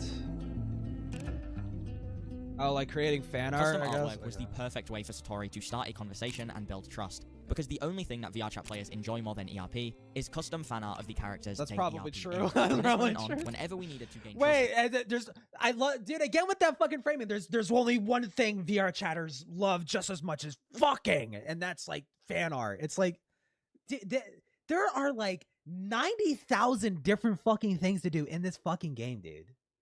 Okay. In a sector of VRChat, a talented Mythos artist would create a tailor-made drawing for our needs. And that is how Tupper trusted Satori enough to accept their friend request on Discord. From here, things were smooth sailing. Tupper is a Kind of. problem. He's an enabler. It's complicated. So far from what I've seen, he's an enabler. He's definitely criticizable in that aspect. Okay, Ed.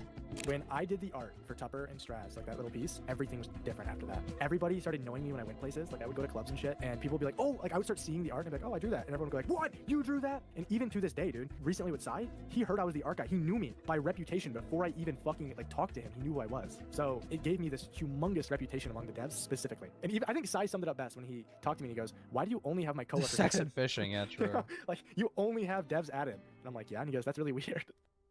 Yes, artwork did open the doors to new information, and I could walk you through a dozen clips that exposes more of VRChat's secrets that we Wait, obtained what the over fuck? the Wait, past whoa, 6 whoa, months. whoa, But the whoa, truth whoa, is, whoa, whoa, whoa, whoa, whoa, whoa. Hold up. What the fuck was that? Most we only have my coworker. Hold up. Yes, What the fuck is this? You commissioned NSFW? Is that a child avatar, bro? Appreciate the art. I think I want to mention two things. While I do appreciate art, I think it's best. I think it's best to get express specified permission before making racy art of people's avatars. Dude, they're kind of cooking them here. I'm not gonna lie. No, that actually is true. That's very weird. So Satori sent this like out of nowhere. Okay, dude. Jesus. Okay. I also want to know, you had some of these stickers. I'd appreciate it if you didn't spread it around to folks. I know you had some of these on stickers. I'd appreciate it if you didn't spread it.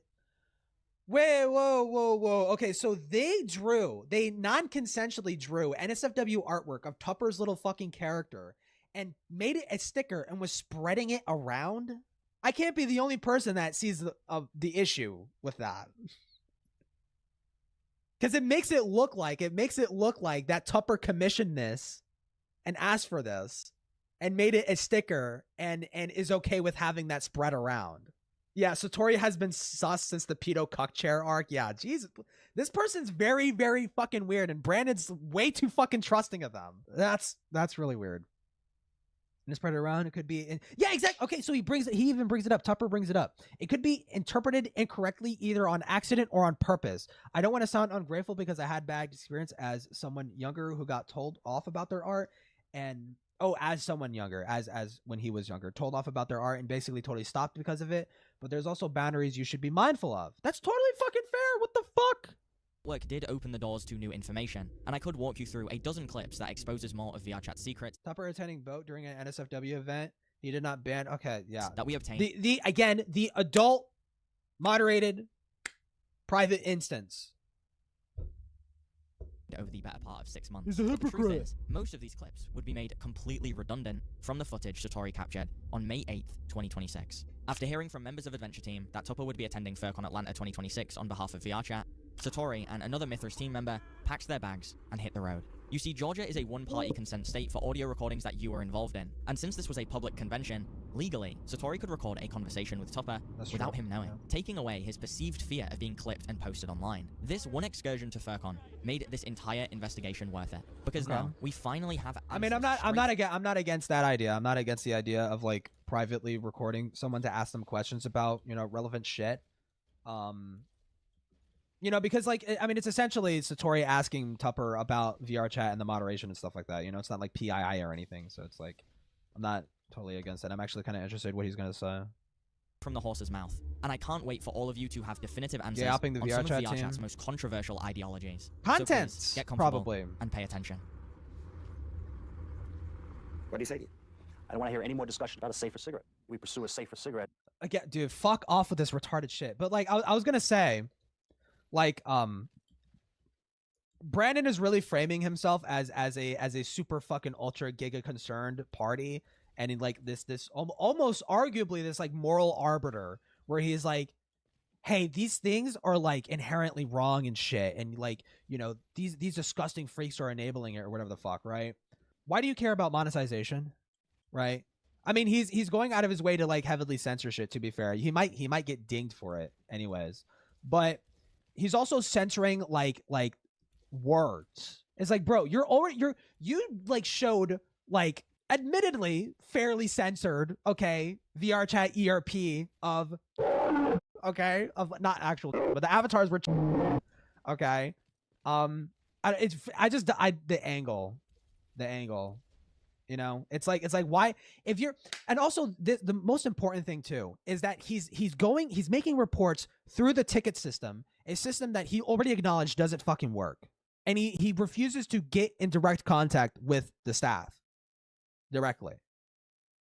When has he? I mean, to be fair, I haven't watched all of Brandon's fucking VRChat content. Maybe at one point he did try to get in contact with Tupper, and Tupper's like, no, fuck off, weirdo, or some shit. You should be trying to reach out every single time. Every single time something occurs that you think is genuinely fucking concerning, like, fuck the content. Fuck the content, bro. You should be going directly to the moderation and the staff and like report to them directly. He also showed what? Satori and Brandon put the put on the blend in more? Yeah, hello. He also showed, oh yeah, like the fucking CP thing or whatever the fuck, yeah. Like, he heavily censored the shit out of it. But I don't think YouTube's automod would pick up on that. I don't know, it depends. I have ad blocker, so I wouldn't know. It would put us at extreme exposure with every other product. I don't want to hear about it anymore. All the people who were dying from cigarettes. Essentially, yes. Cancer. Cancer. Heart disease. Things of that nature. Emphysema. Dude, it's just like cigarettes. I like your hat. Thank you. Oh, dude. How you doing? Hey, I'm not doing too bad. How about you? Sorry. Nah, what brings you here? I work at VRChat. Oh, shit. We came from there. That's so cool, man. Oh, what do you do? Are you like the... I'm the head of community. Really? Oh, wow. Dude, holy shit. That's so cool. Shake your hand, man. Thank you. Your platform. Oh yeah, this is interesting. I've seen his other video. He has attempted, when he attempted to contact Tupper specifically, the other VR devs, Lude Lolly, Avatar, okay, Sitbox. Tupper glanced at the file and footage and moved on. Okay, yeah, sure. But still, like, each instance should be treated as an individual thing. Like it should be a case-by-case basis, right? Like, I don't think Brandon should give up so fucking easily on stuff like that. You know, if another instance pops up where he does believe that, you know, oh, like, you know, there's some real fuckery going on here, he should be like directly reporting it to staff. If he's acknowledging that the ticket report system doesn't work. Speaking of the weaves, let me run something across your brain since you're just like the head guy. So like my mask, right? Like my Wait, what the fuck was that? Lolicon? Speaking of the weaves, let me run something across your brain since you're just like the head guy. So like my mask, right? Like my furry group, we run Kimono Minis. So it's like kind of Japanese oriented furries. The Chrome tab? One of Fuck. the issues we run into is that a lot of furry avatars are like cutesy and small, you know, petite and stuff. A lot of people kind of like put us in the category of like lolly or lolly. What is VRChat's like stance on that? Is that like a no-go? Is it okay because it's like a cultural thing? It's really difficult because if you start it's not difficult. We run kimono minis, so it's like kind of Japanese-oriented furries. Issues we run into is that a lot of furry avatars are like cutesy and small, you know, petite and stuff. A lot of people kind of like put us in the category of like lolly or lolly. What is VRChat's like stance on that?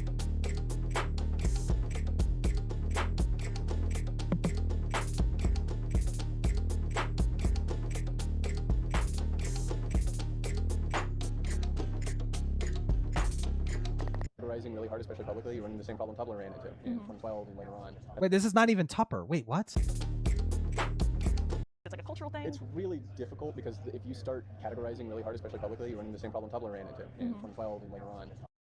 Wait, what the fuck is this guy talking about? That's like the, what is it, the female presenting nipple problem or whatever. First of all, what the fuck are you talking about? a decent response when being asked about lolly-specific content being allowed on a 13+ platform should not be, it's really difficult. It's not difficult. In many Western countries like Canada, Sure, yeah, it's not difficult. in the UK, this type of But I don't even know what the fuck the guy was trying to argue. content is illegal. And even if it Like that sounded like clipped. Like if it sounded like he was going somewhere with that. wasn't, lolly content shouldn't be allowed based on what the official VRChat TOS states. true. Also, the Tumblr point he tries to make tells us a lot about VRChat's thought process behind fringe content. Tupper specifically cites Tumblr's banning of But that's not Tupper. Hold up. Because it sounded like he referred to Tupper in third person. Or did he say Tumblr? Kind of, Wait, like, I think he put said us in the category Tumblr. of, like, Tumblr ran into. Okay, he said Tumblr. Okay, I thought he said Tupper. Okay. Also, the that is concerning that he's like fucking sweeping for it. Tumblr point he tries to make tells us a lot about VRChat's thought process behind fringe content. Tupper specifically cites Tumblr's banning of pornographic content as the reason for its downfall, which indirectly admits that VRChat needs pornographic content in the vein of lolly to. No, that's a reach. That's a reach. I mean, like, hold on. Is that a reach? Hold on. Maybe I'm being too nitpicky. Is that a reach? Tupper said that, it's really difficult because you run into the same problem. Tumblr banned all pornographic content from 17th of December, right? And if I recall correctly, too, this porn ban occurred because minors were uploading nudes of themselves, and Tumblr, because it was such a highly trafficked website, they couldn't like realistically moderate everything that went in. So that's why they just put a straight ban on it, right? He's saying that it is a problem. I think he's saying that because it's like, no, the topic is specifically about lolicon. It's specifically about that. His angle is weird. Okay, and then what does Brandon say? Cites Tumblr's banning of pornographic content as the reason for its downfall, which indirectly admits that VRChat needs pornographic content in the vein of lolly. It needs pornographic content in the vein of lolicon. That feels disingenuous. That feels a little disingenuous. He is sweeping, and I think he's answering this question with fucking Sitbox in mind, for some fucking reason, dude. Tupper might be a lolicon too. That's also a possibility. He might be into that shit, dude. Oh my god. Well, expose him for it. If he's into that shit, expose him for it. Like, his avatar looks fucking weird as shit. His avatar looks pretty fucking young. I think I'm starting to get it. I don't fucking agree with it. I think it's fucking stupid. But I think he's saying it's like, he's conflating lolicon pornography versus like small anime character or like child anime character that's totally safe for work, right? I think that sounds likely.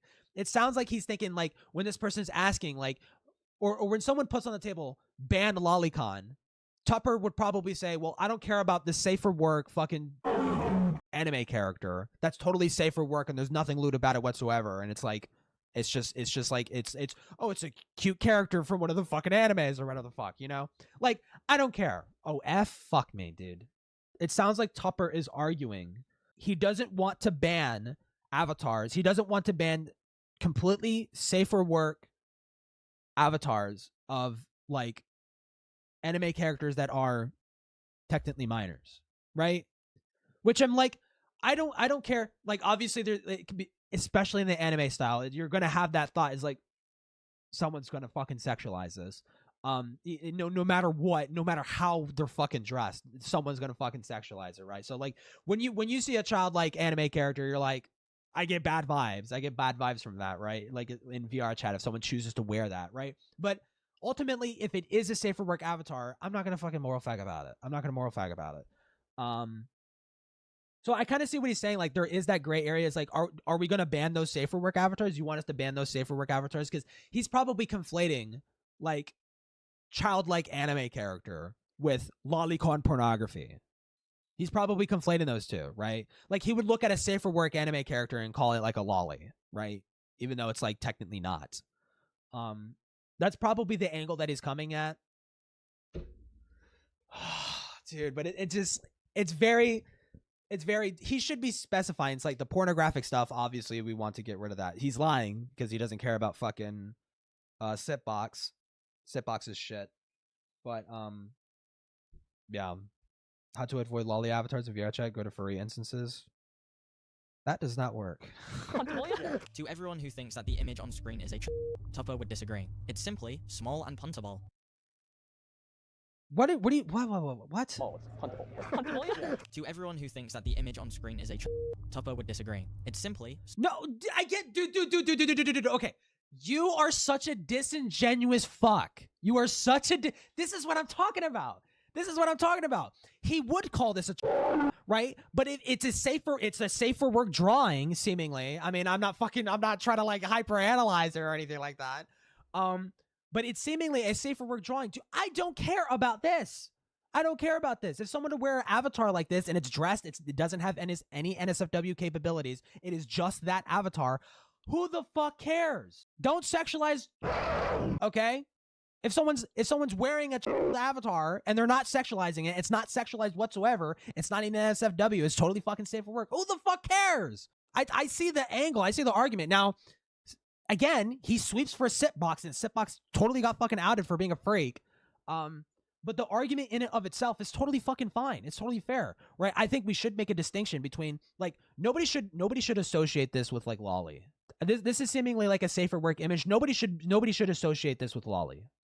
Nobody should be. And I will even say this. I don't care about the necessarily. Well, I mean, it depends. If the author is like, yeah, I have a fetish about clothed kneeling in fucking puddles or whatever the fuck, like, or some shit, like, obviously that would recontextualize it. But this is just an anime. Okay, this is not Lolicon. This is an anime. Small and puntable. But don't worry, the VRChat Trust and Safety team. Yeah, but he's just this angle.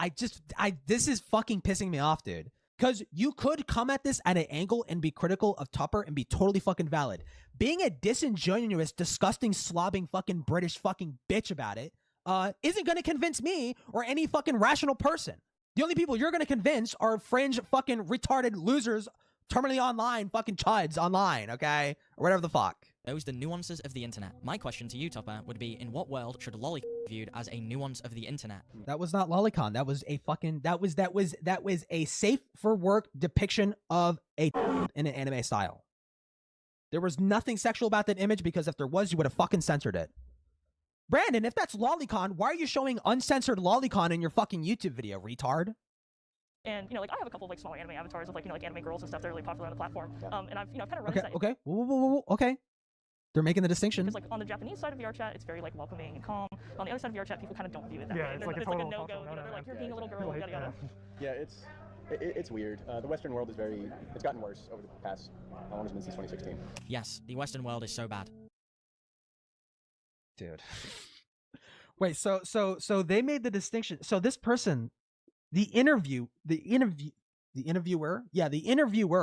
agrees with the distinction between safer work child avatars and sexual stuff. And Tupper agrees. So like I was like totally fucking right. Number one.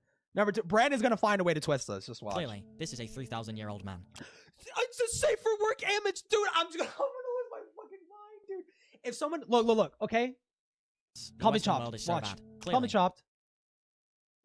I don't know. I'm not a fan of the fucking. I don't know. I get a bad vibe from the thigh hype fucking bullshit. Never mind. Okay. I was gonna argue like if someone was wearing this avatar, I wouldn't fucking care. But I mean, it's fully clothed. It's fully clothed. I'm really reaching here. This is fucking weird. This is weird. But if someone were to wear like a fucking, you know, like a fully clothed, modest fucking avatar, I don't care. I don't care. This is weird. I get a bad vibe. I get like. What is the fucking Dragon Maid shit? I just don't like that. I get a bad vibe. This is a 3,000-year-old man. If only we could see the world through your Japanese. That Tupper did not argue that. Also, that too. Tupper did not fucking argue that. You drooling fucking moron. This guy is a fucking. This video is fucking terrible. This video fucking sucks. You have like one good point and that's it so far. We're over halfway through the fucking video. You have only one good fucking point, and that is with Sipbox. That's it.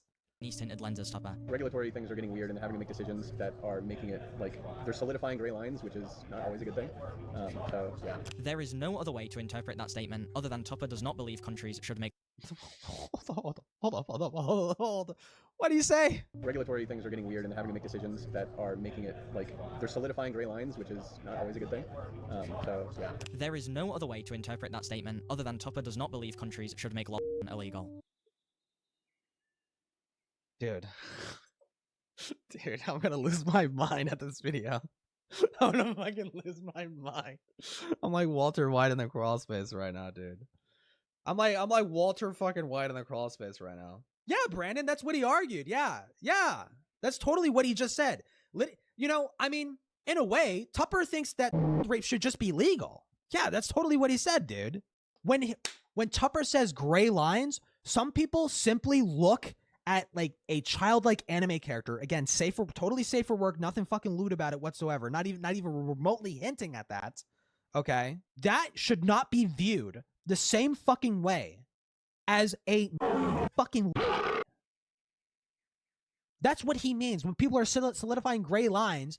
People are calling like things that aren't lolicon, and those things are being like fucking mixed and conflated and shit. And to be fair, it sounds like also fucking Tupper is conflating it, right? But I don't have an issue with safer work depictions of fucking anime characters that happen to be fucking children. I don't fucking care. Just keep it safer work. Don't sexualize it. Okay? Like, or should we start jailing people that depict that have a child character in any TV show ever? Should we just start jailing them, Brandon? Is that what you're arguing? Jesus Christ, man. This guy is so fucking full of it. It is complicated for VRChat to ban the avatars. They got rid of a bunch of public. Yeah, I've been saying that. By scanning the meshes of the avatar. Yep. They've been cracking down on that slow by slow. I mean, they could, again, the moderation could always be better. And they have been stamping it out, right? Now, again, the Sipbox is the interesting sort of like foil. Do I want to call it foil? The interesting like hypocrisy there, right, is that they would ban avatars. They would ban like lolly fucking bullshit in the game and stuff.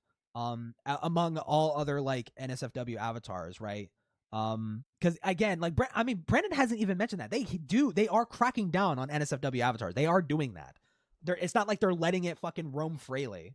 But dude, honestly, these statements don't surprise me, given the I private feel like I'm messages repeating Story myself. obtained from the Adventure Team Discord server. What you're seeing is a censored version of an image Tupper shared on Discord that he describes as. Okay, what the fuck is this, man?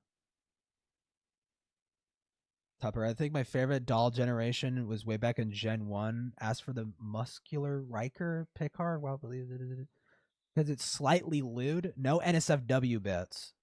You're a fucking weirdo. I get a weird vibe. I get a bad vibe. Just a robot girl in underclothes in water. I'm really impressed with how. I get a bad fucking vibe. Bad vibe. You're a fucking weirdo.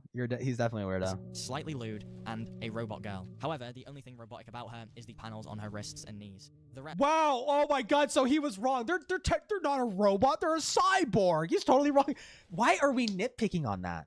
Why the fuck are we nitpicking on that, bro? There's the only thing robotic is the knees. Wow, thank you. It looks like the body of a. It's one thing to accidentally generate images, but to then casually post them in a Discord server proves Tupper's loyalty to the cause runs deeper than just ignoring the original. Just that one. You only have that one image, bro. It's fucking weird as shit. Yeah, like I'm not gonna fucking deny that. That's all you have. No, this guy's a certified pedophile, like thoroughly. He's basically like EDP. Yeah, he's part of the lolly cause, bro. Box report from 2024. Okay, what's this? Hold on. What? Just ignoring the original Sitbox report. She asked me here. Oh, this is about Sitbox, I think. From 2024. Alright, I'd say, look, we can be real. Alright, look, obviously, if there's just me and a friend in a private lobby, you know, it is what it is. If I'm in private with a friend and I ERP, I mean, technically no. Well, that's different too. Like if it's like that's private. Oh my god, wait, he's gonna say the thing that I think he's gonna fucking say. It's like, listen, people can do what they want to do in the privacy of their own shit. You know, we're not gonna make it our business necessarily. If someone is violating, like disgustingly violating something, TOS, like they're grooming a child in a private instance, you have to report that. Because we can't be expected to know about stuff like that. That's what he's gonna fucking say. It's like, but like ultimately, two consenting adults doing what they do in a private lobby, I don't fucking care. He's gonna say that. He's just what you do in your bedroom kind of thing. We'll put Gowron yeah. there. Yeah, Dude, so it's immediately. You know, when it comes to like content like that, especially for adults, it's like, you know, like the TOS says, you know, no necessary. But if you're alone somewhere, you know, someone they're consensual. Tree Then falls in the forest and no one hears it. Yeah. I like that. That's a good point. It's a good way to Tree look at falls it. in the forest and no one reports it. Right. Let's get one thing straight. In order for two adults in a private lobby to ERP, they have to upload 18 plus NSFW content onto the platform. The reason the if a which is being cracked down on, okay. tree falls in a forest excuse is so dangerous is because the dangerous. It's dangerous that these adults are uploading to ERP ends up seeping into the public lobbies where hang out. Non-intent. Do you think they do that intentionally? I mean, maybe some do. You should ban those people. Do you think that happens intentionally? You could have private avatars, right? And again, avatars can get ripped. True, that is also true. They can get ripped, but to say that it is dangerous. How are you defining that? How are you even defining that? You know, in a way, if I buy a gun, right? And I do have a gun, okay? Got a $2,000 Desert Eagle, okay? If I have a gun and I don't secure it and I leave it in my house and a child breaks into my house and steals the gun and kills somebody, I mean, like, to what extent is that really my fucking fault? You know? It's kind of one of those things. If I buy something for my private use and someone steals it and uses it nefariously, how the fuck is that my fault? Like, sure, you could maybe argue like you should have had a lock on your fucking gun, right? But there doesn't exist a gun lock that is permanent, that is foolproof. There is no foolproof security that exists in this fucking planet. Every lock can be broken, okay? To what extent is it my fault? I have this item, it is in my privacy, I use it privately, and someone stole it and used it nefariously. How is that my fucking fault? What is this argument? This is just danger. It's dangerous. You're participating and you're contributing to the danger of children. No, you're not. Okay. I don't. And just to be clear, like, I'm not against the banning. Like, I've already said this. I'm repeating myself so much just to cover my ass. You know, they ban NSFW avatars. I'm fine with banning as NSFW avatars. If they push the button that magically bans every single NSFW avatar that will ever be uploaded in VRChat, I will not weep or cry. I will get on it tomorrow and I will go to the same bar that I've been going to for the past fucking year and drink and spin the wheel and party and dance. Nothing will change. My behavior in the game will not fucking change at all. Okay? I will not fucking miss it. All right? But at the same fucking time, you know, like, treating two consenting adults doing what they do in the privacy of their home as though it is their fault that minors get groomed in the game is just a stupid fucking ridiculous leap of logic. Insane. Out every day. And we see this time and time again. This acceptance of adult culture, private or not, is literally poisoning the same well drink from. Okay. You could probably apply this logic to real life, and let's see if that fits. Okay. Let's say there's like a town. A town has many things. They have businesses, they got like toy shops and stuff like that. But on other side of the town, they have bars and clubs. Is bars and clubs that encourage adult activity. Are those bars and clubs poisoning the well of the entire town, Brandon? No. If the bars and clubs are doing their job and they're keeping children out, like people slip through the cracks, people use fake IDs and stuff like that, and they sneak in and shit like that, those are things that do happen. Those are casualties that will occur, right? Don't get me wrong. But Brandon's seeing it this way, like, we should just like get rid of all bars. We actually shouldn't even have like clubs. We shouldn't have anything that caters to adults anywhere, because a child could access it. You see how this logic like falls apart the second you start thinking about it for like 2 seconds? Dude, it's so fucking dumb, man. Whether they Brandon is a prude. There's nothing inherently wrong with being a prude. It's just like he's making very fucking disingenuous arguments. Like you don't have to like it. You don't have to like it. You think it's like this is degenerate, sinful behavior and you are all going to burn in hell. That's fine. Okay? Don't make a disingenuous argument and try to frame as though people who engage in adult activity in private adult verified instances in the game are basically contributing to the grooming of children. That is retarded as shit. See the poison being poured in or not. How the head of VRChat's community can't make this distinction is baffling to me. The fact that you can make that distinction says a lot about you, Brandon. Retard. The last panel was really good. One of our my board members God. when we started a meeting about market research was like, man, you guys have like a lot of adult stuff on your platform. What if you lean really far into that? Which was interesting. This is coming from like one of our bigger investors too. So Bigger. You heard that right. Okay, what the fuck? Okay, that's a bit shocked. Well, obviously they're not doing that because they're still banning NSFW avatars. They're still like fucking like locking in on that to some extent. Even the investors want to lean more into VRChat's adult side. An investor, one. Now the investors. Do you see the framing? The framing, dude. Developers, the players, the investors, everyone's mentality. Investors, all the is investors. Completely rotten when it comes to these Completely rotten. We should just throw the baby out with the bathwater. Yeah. Yeah, it's so true, Brandon. Yeah. They all want this. All the investors, all the players, everybody. Yeah, so true, dude. Be in place when it comes to VRChat. these groups are large, and like they're operating just enough within this the line. video actually sucks ass. This video actually sucks complete fucking ass. Dude. That they can't get moderated. It's so stupid. At the same time, you don't want to not talk to them because they have valuable insights. They represent a lot of people. And telling trust and safety is like, yeah, we know these people do these things, but like this does not constitute a report. It's going 60 and a 45 when you know no cop ever goes down this road. Yeah. And even if you drive by a cop, he's just gonna be like, dude. Well, it's reckless. It's reckless. Okay. What was it? What was he fucking saying here, dude? It's going 60 and a 45 when you know no cop ever goes down this road. Yeah. That's still no. That's not justifiable, right? I mean, speeding isn't the greatest sin ever. Like, going 60, dude, any street that has a 45 speed limit, you should not be going 60. That's stupid. I think a better comparison, I mean, well, that's the comparison that he made, and that's fucking retarded. That's psychotic. You should not be going 60 and a 45. That's insane. Because the 45, they usually, 45 is like neighborhoods are nearby. You're not in a neighborhood, but neighborhoods are nearby. Okay, and people walk and migrate along the neighborhood, right? You should not be going 60 on a 45. But a highway, you know, let's say the speed limit is 75, and you go like, let's say like 75, you go 85. I don't care. I don't care about that. Right? 90's pushing it. 90's pushing it. 85. You're going to 85 and a 75 on a highway. That's fine. I don't care about that. And even if you drive by a cop, he's just gonna. I think he said 50. No, he said 48. But like this does not constitute a report. It's going 60 and a 45. 60 and a 45.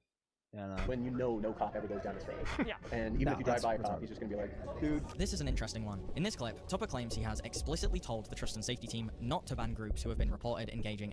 Did he say that? These people do these things, but like this does not constitute a report. We know these people do these things, but it does not constitute a report. Because again, his angle. Okay, no, this is not any mystery. Because the angle is like Azil does the gooner shit in private adult spaces. I don't fucking care. All right, keep it out of public lobbies.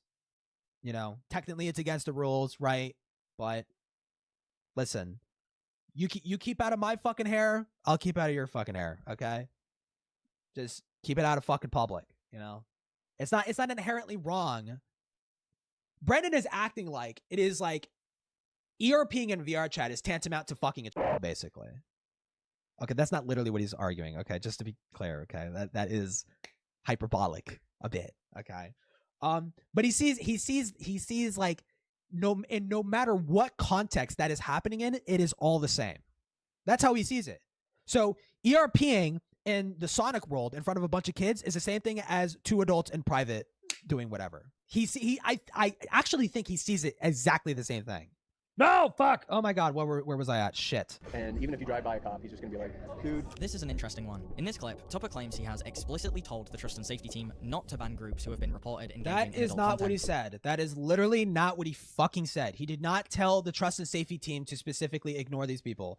He essentially said that you stay out of our hair, we stay out of your hair. I mean, like, is that telling? Is he telling that? This sounds like it was like a group agreement. Because they have valuable insights, and then proceeds to make another terrible analogy. Because he's talking about you. You know who he's talking about. You disingenuous fucking worm. He's talking about Azil, someone who is connected well within the fucking community, right? Who arguably, you know, I mean, them and Tippy are good representatives of the fucking community. You know, Azil, I guess, debatably. He's talking about people like that. You know, like. I mean, he's being hypocritical. He's being hypocritical. It's against the fucking rules. He should be banning them, sure, right? But it's like, how much do you want to fucking more? They're not fucking Brandon. They're not fucking. They're grooming Brandon.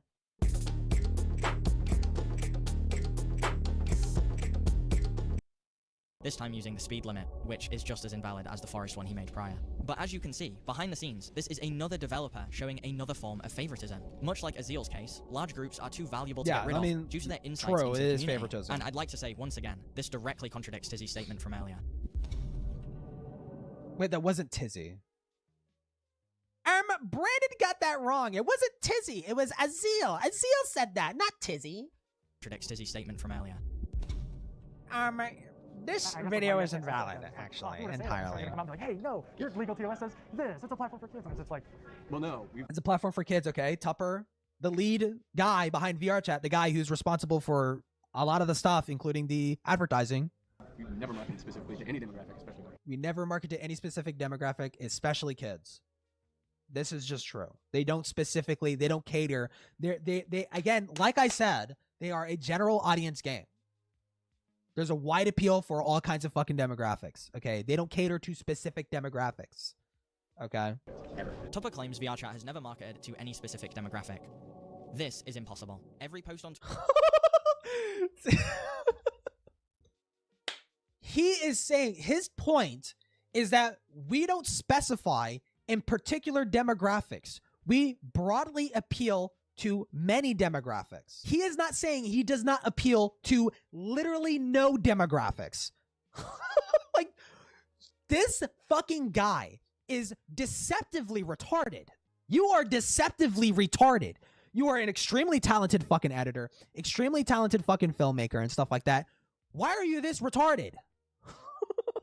Dude, come on. Twitter, video on TikTok, trailer on Steam, inherently markets itself. Inherently. Where? How does this market to kids? How does this market to kids? How does this market to kids? How does this market to kids? They all look like nondescript. Like this can appeal to both kids and adults. This could appeal to both kids and adults. I mean, this is what you're showing to make the fucking point. So I'm engaging with it, Brandon, in case, you know, fucking, he's probably not fucking watching, whatever. It says nothing about any demographic in particular. It's broad. There is broad appeal. Whether VRChat intended to do it or not. What you'll know is Tupper made it very clear to say that they don't market to... Roblox markets to kids. VRChat actually markets to broadly. They fire like a shotgun pellet. It's a widespread.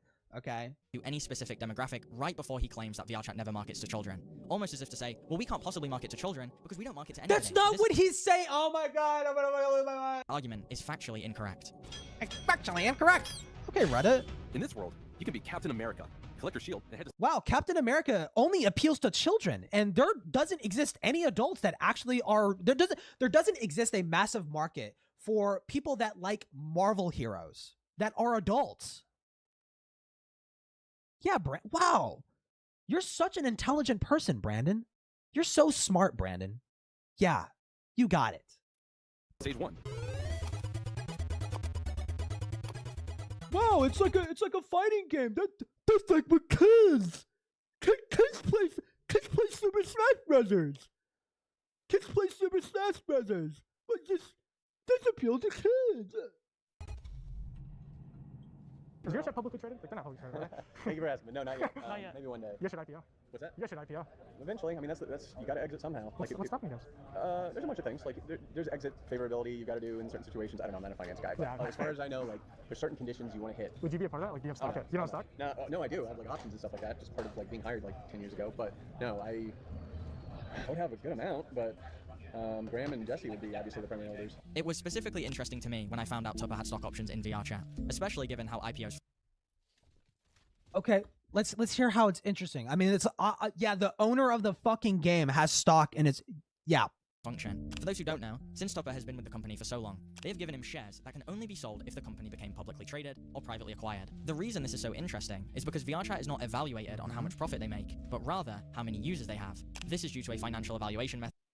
That sounds technically not true. You mean that investors wouldn't care? This doesn't make any sense, Brandon. This doesn't make any. Well, I mean, to an extent, they probably do care about the amount of users. They care about how much traffic is actually going to this fucking game that they're investing to. Okay, because they want to get a good idea. It's like if we plug investors into this fucking game, or we plug advertisers in this game, how many people are going to see that?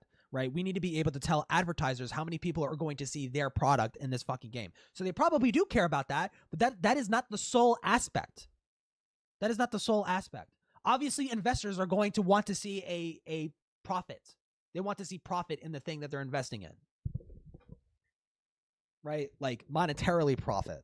Called Metcalfe's Law, which is usually used to evaluate tech companies that operate in the social media space. Think TikTok, Instagram, Twitter. Technically, this would mean that Tupper is financially incentivized to maintain as many players as possible. The reason I'm making this point is because Tupper has been critical of how myself and popular Roblox Predator hunter Schlepp make money. I've heard a lot of people say X is worse or Y is worse, but I've never seen any data saying anything is particular. Not even Roblox. Well, according to, what was it, Schlepp? I think Schlepp was What does he mean? when I put out a tweet, and he's like, this is the worst platform I've ever seen in my life.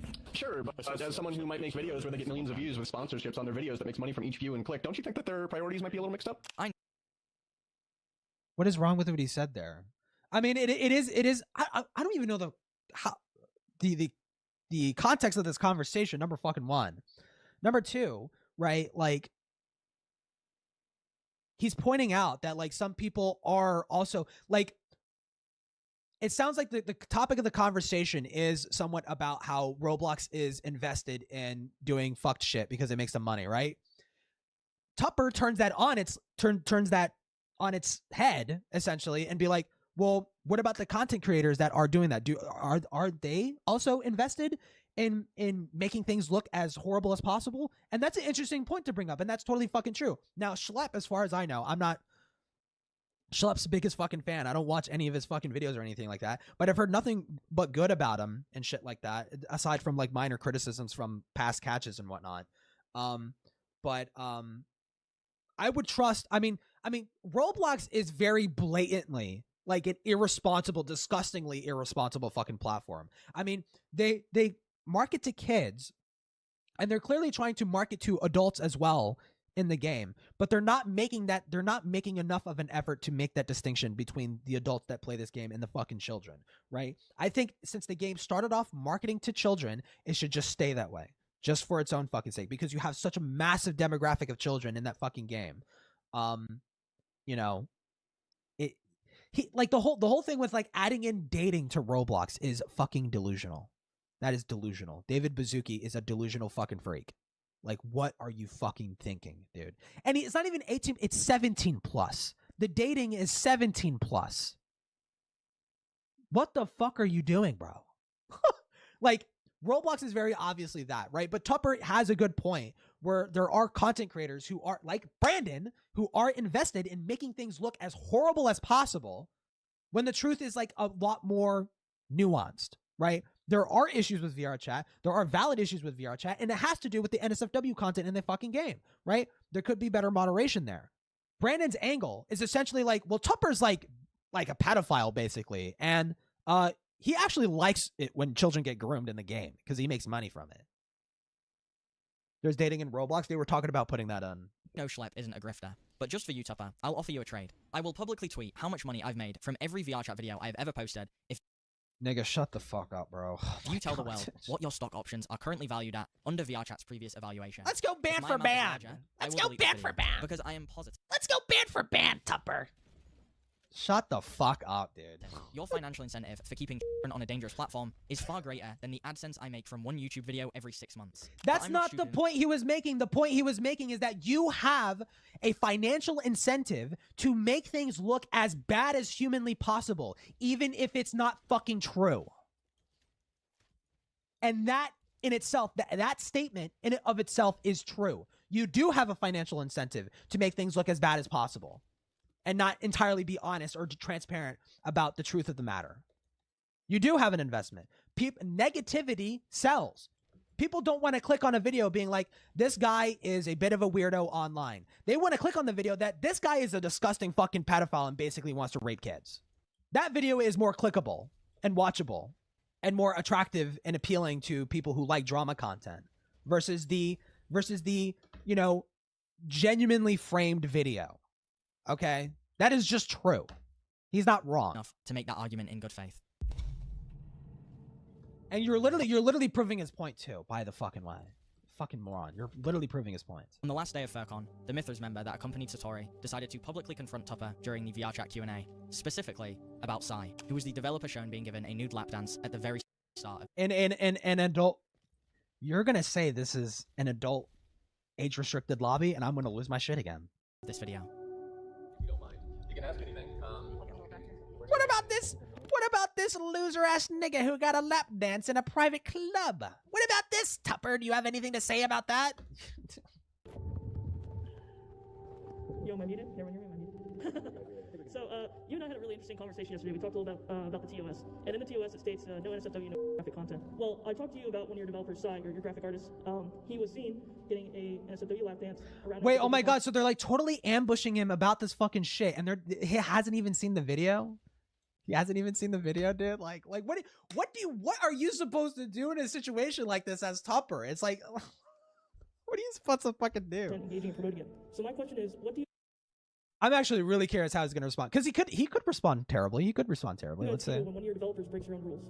Well, yeah, no, in situations like that, I mean, people on the VRChat team use VRChat, and people on the VRChat team are necessarily adults. Technically speaking, the terms of service is extremely broad, and that's on purpose. It doesn't say not safe for work. I don't think any of our copy.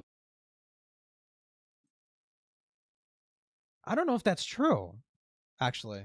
To be fair, I don't know if that's true. I'm pretty sure they do spell out specifically NSFW. Hold up. VRChat is a platform and community where you can be anyone, create anything, interact with people, all walks of life. You will encounter one-of-kind experiences are fun, uplifting, and beaten path, and potentially inspiring. All these experiences, possible things, blah, blah, blah, blah, blah. And the guidelines you don't want to do, we want you to understand two main things. Don't do things that will hurt or harm other people. Keep private things private. If you have content that might be sensitive, intimate, or provocative, keep it in private spaces with consenting adults. Oh shit, did they change this? To be fair, I think this is different. September of 24th of 2025. I remember it saying something about NSFW. Hold on, Control F. That's actually so interesting. I did not fucking realize that. Well, right here, adult nudity and sexual content. Do not share sexually explicit or provocative content or paraphernalia. Do not share it. Okay, that's vague. Do not solicit or harass others for sexual activities. Well, no duh. Do not promote or engage in non-consensual. No shit. Do not promote or share non-consensual intimate. Yeah, no shit. Wait, so they did. So he's right. Actually, it says nothing about NSFW. Wait, so Brandon's been harping this whole fucking time about the rules being like you have to ban NSFW, but it seems like the loophole is like you can't distribute it. Don't distribute it and keep it in private. Okay. He's gonna bring this up, right? I'm actually curious how Brandon's gonna fucking engage with that. Anyway, says the term not safe for work. It's mentioned once, but the inverse, safe for work, is mentioned in our creator guidelines underneath our... Yes, NSFW is not mentioned in the TOS, but the word is, and Sai was 100% interacting with pornographic material. I don't know, it's a challenge. At the same time, we want to treat our employees like... Wait, pornographic. The word Brandon, what was the context of that? He doesn't show it. That's interesting. He doesn't show it. Wait, what? It doesn't even say pornographic. Do we have to read this whole fucking thing, dude? Where does it say pornographic? This was last updated 2025. Do not attack or discriminate. Okay. Role-playing or historical significance are not acceptable reasons. So like the Nazi shit? Yeah, okay, whatever, dude. Disagreements are normal. Making repeated continue. Okay. Do not make threats of violence. Do not engage or promote, organize, or participate. Yeah, no fucking shit. Minor engagement. Okay, maybe it's here. Do not engage in, promote, or organize or participate in illegal behavior. Do not solicit, engage, or share sexual content or activities with minors. There is no way this is what you're referring to. There is no way this is what you're fucking referring to, Brandon. Do not promote or engage in abuse or endangerment of minors. No fucking shit. Do not expose minors to adult content or engage in adult activity. Yeah. VRChat maintains zero tolerance policy against yes. All instances of child sexual exploitation, grooming, and illegal content involving will be promptly reported to the relevant legal authorities with your best to ensure appropriate action beyond platform, suicide, and self-harm. You don't need to fucking read that. Platform integrity, regulated goods. I don't see it shown anywhere else. In non-consensual sexual conduct, do not share sexually explicit or provocative content or paraphilia. Wait, okay, no, this is what he's referring to. Do not share sexually explicit or provocative content or paraphernalia. Yeah, it says do not share. Do not share it. So if you have a pornographic avatar, you cannot share it. You simply just cannot share it. You can't give them that avatar. I think that's the loophole. It's fucking dumb. They should be more. This is what, okay. This, you know what, Brandon? I'll do a better job than you. You should be explicit. You should be pretty fucking clear about what you mean by that. Do not share. What do you mean by that? It shouldn't be vague like that. Okay? I know Tupper said it's vague on purpose, right? But it's like, you should not. That should be the criticism. Stop being vague. Okay? But the word is, and Sai was 100%. It's not.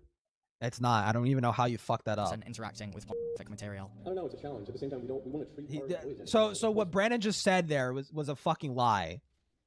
Just to be absolutely clear, the TOS says nothing about pornographic. It says specifically about sexual material, and it says do not share it.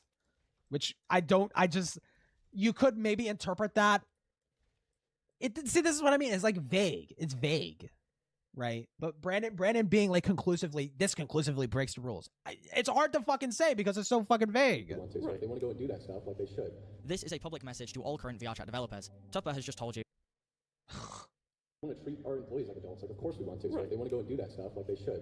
This is a public message. Wait, hold on. But the word is, and Sai was 100% interacting with pornographic material. I don't know. It's a challenge. At the same time, we want to treat our employees like adults. Like, of course we want to. So we want to treat our employees like adults. Go and do that stuff like they should.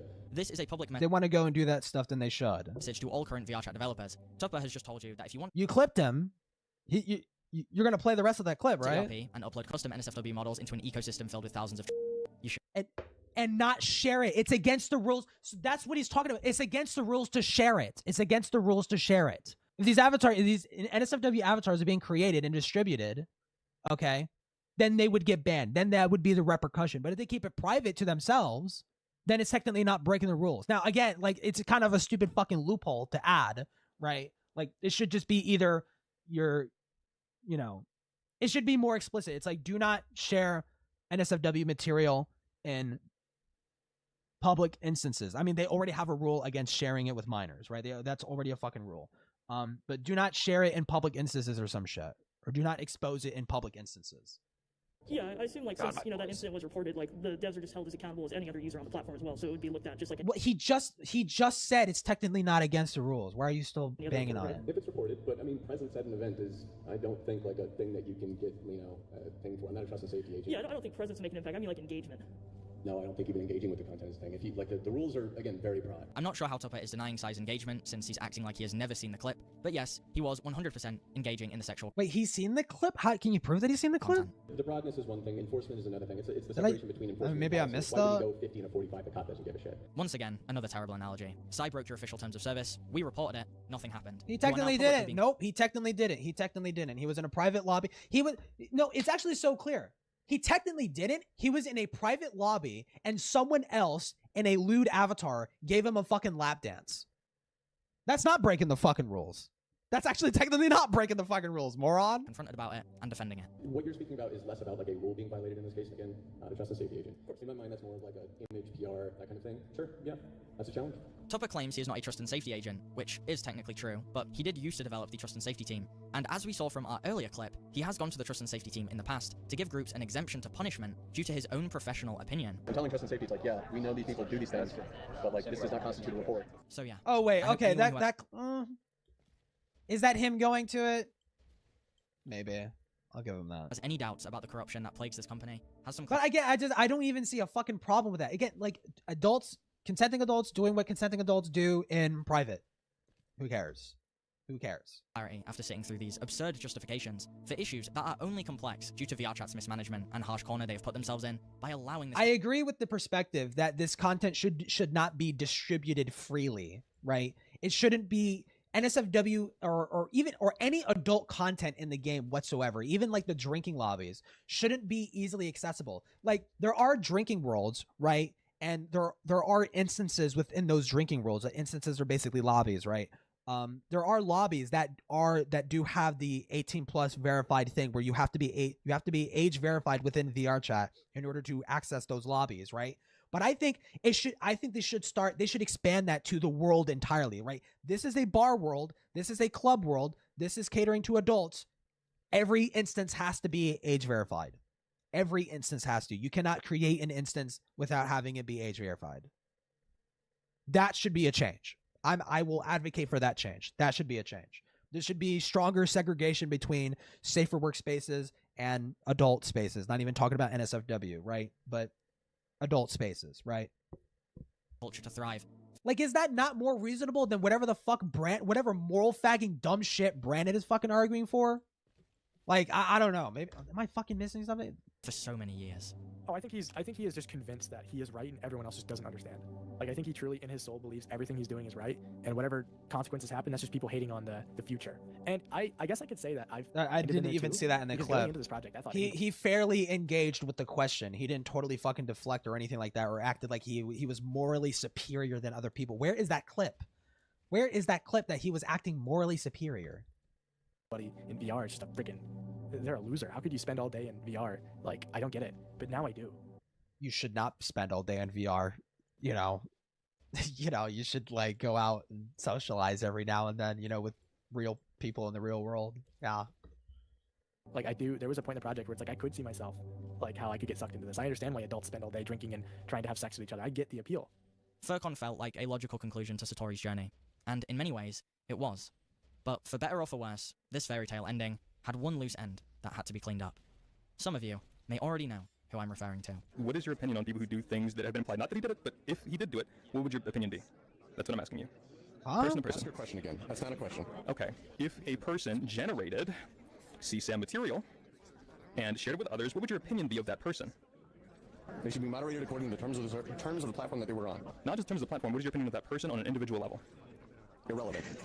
Okay, you can't take a strong stand. Well, hold on. What is the context? What is the context of the conversation? Okay, that is a chopped clip. That is chopped. Like you can't take a firm stance on it. Really, you can't. Like, I feel like even if I, in the context of the conversation, knew that this person was trying to like like if this person was asking me leading questions and I knew the answer that they wanted me to make, so that they could fucking twist that answer to like attack some fucking irrelevant fucking shit. I would still answer honestly. I'd be like, yeah, that person's a disgusting fucking freak. Absolutely.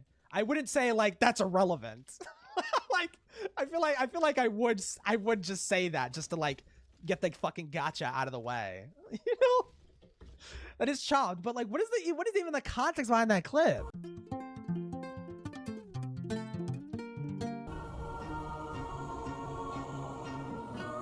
He's not even gonna show it, is he?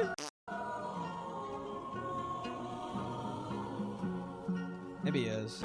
On the 24th of October, 2025, I published a documentary titled That can be interpreted. It doesn't matter who they are. Deal with them, to be fair. Yeah, that's true. Yeah, true. Exposing a VRChat developer. This documentary dove into the wild digital footprint of VRChat's DevOps engineer named Fusel. At the time, nobody knew that Mithras and Satori were a huge part of this video's creation, and today, we finally have an official response. A GitHub post titled Addressing the Allegations, published by Fusel, is a whopping 6,300 word rebuttal to our finding.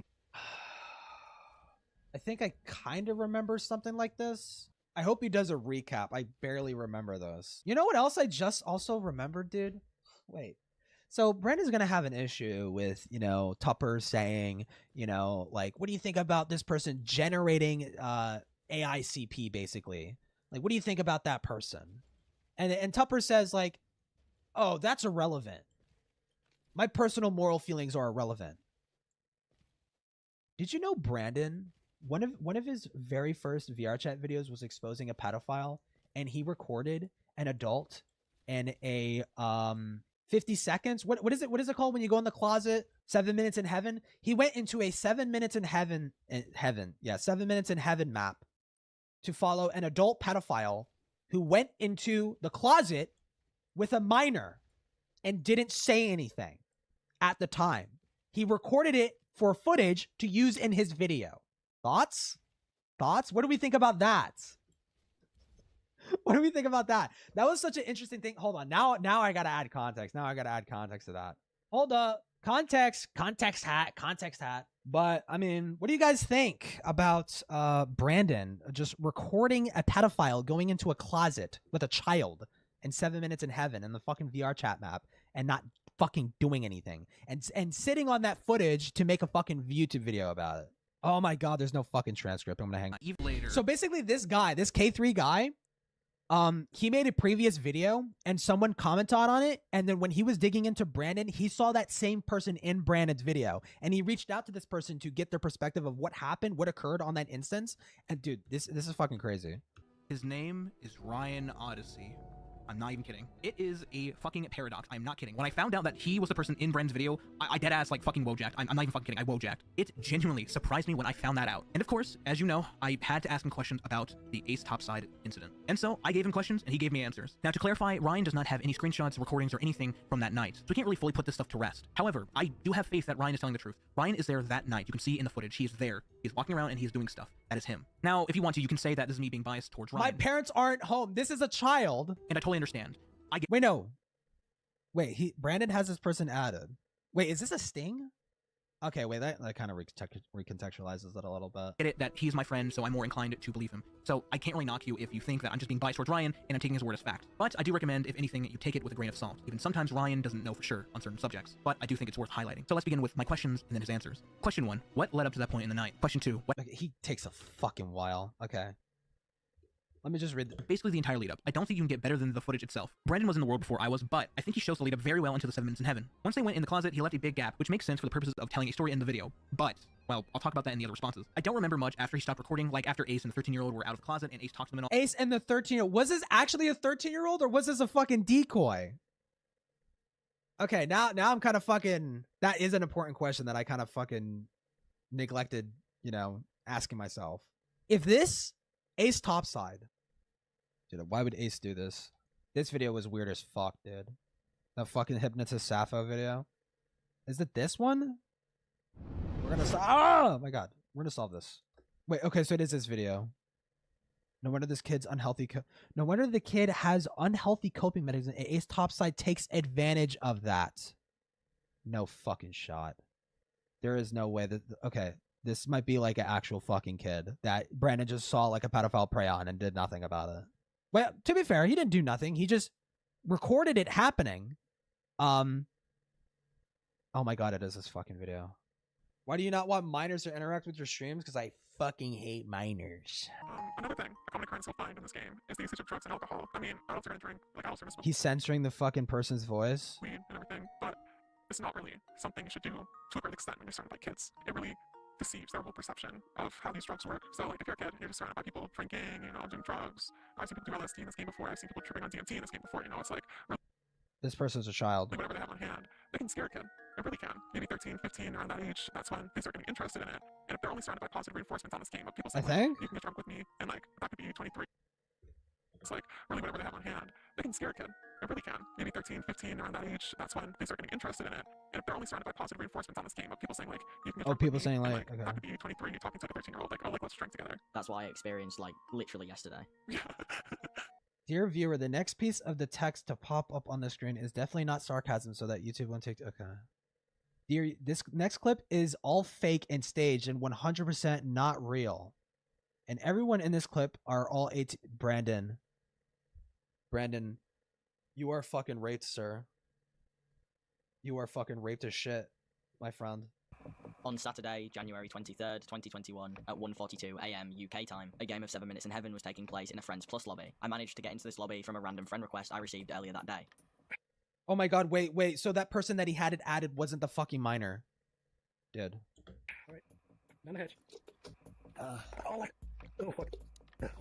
2 minutes after I joined the game, a user called 1720A519 emerged. For ease sake, we will now refer to this person as Luke. Nah,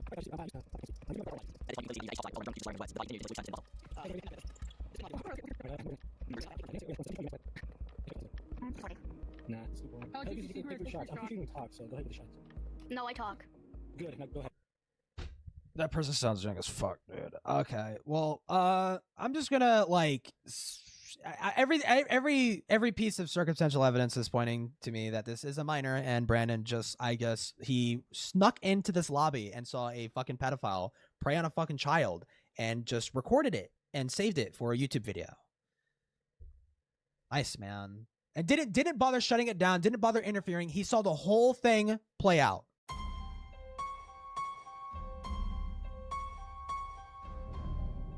I don't want to fucking hear the moral fagging from this complete degenerate loser about VRChat allowing adults to do retarded shit in private when this motherfucker did that. I don't want to fucking hear it. I actually don't want to fucking hear it anymore. But fuck it. We're here now. This document is largely an emotional response that fails to address the main critique of my video. The document starts with a similar tactic VRChat used in their original Sitbox response. Fusel claims VRChat conducted an internal investigation alongside an outside legal counsel regarding the allegations. However, due to legal and privacy reasons, VRChat allegedly asked Fusel not to share the results. This did not stop Fusel from alluding to the results leaning in their favor, claiming...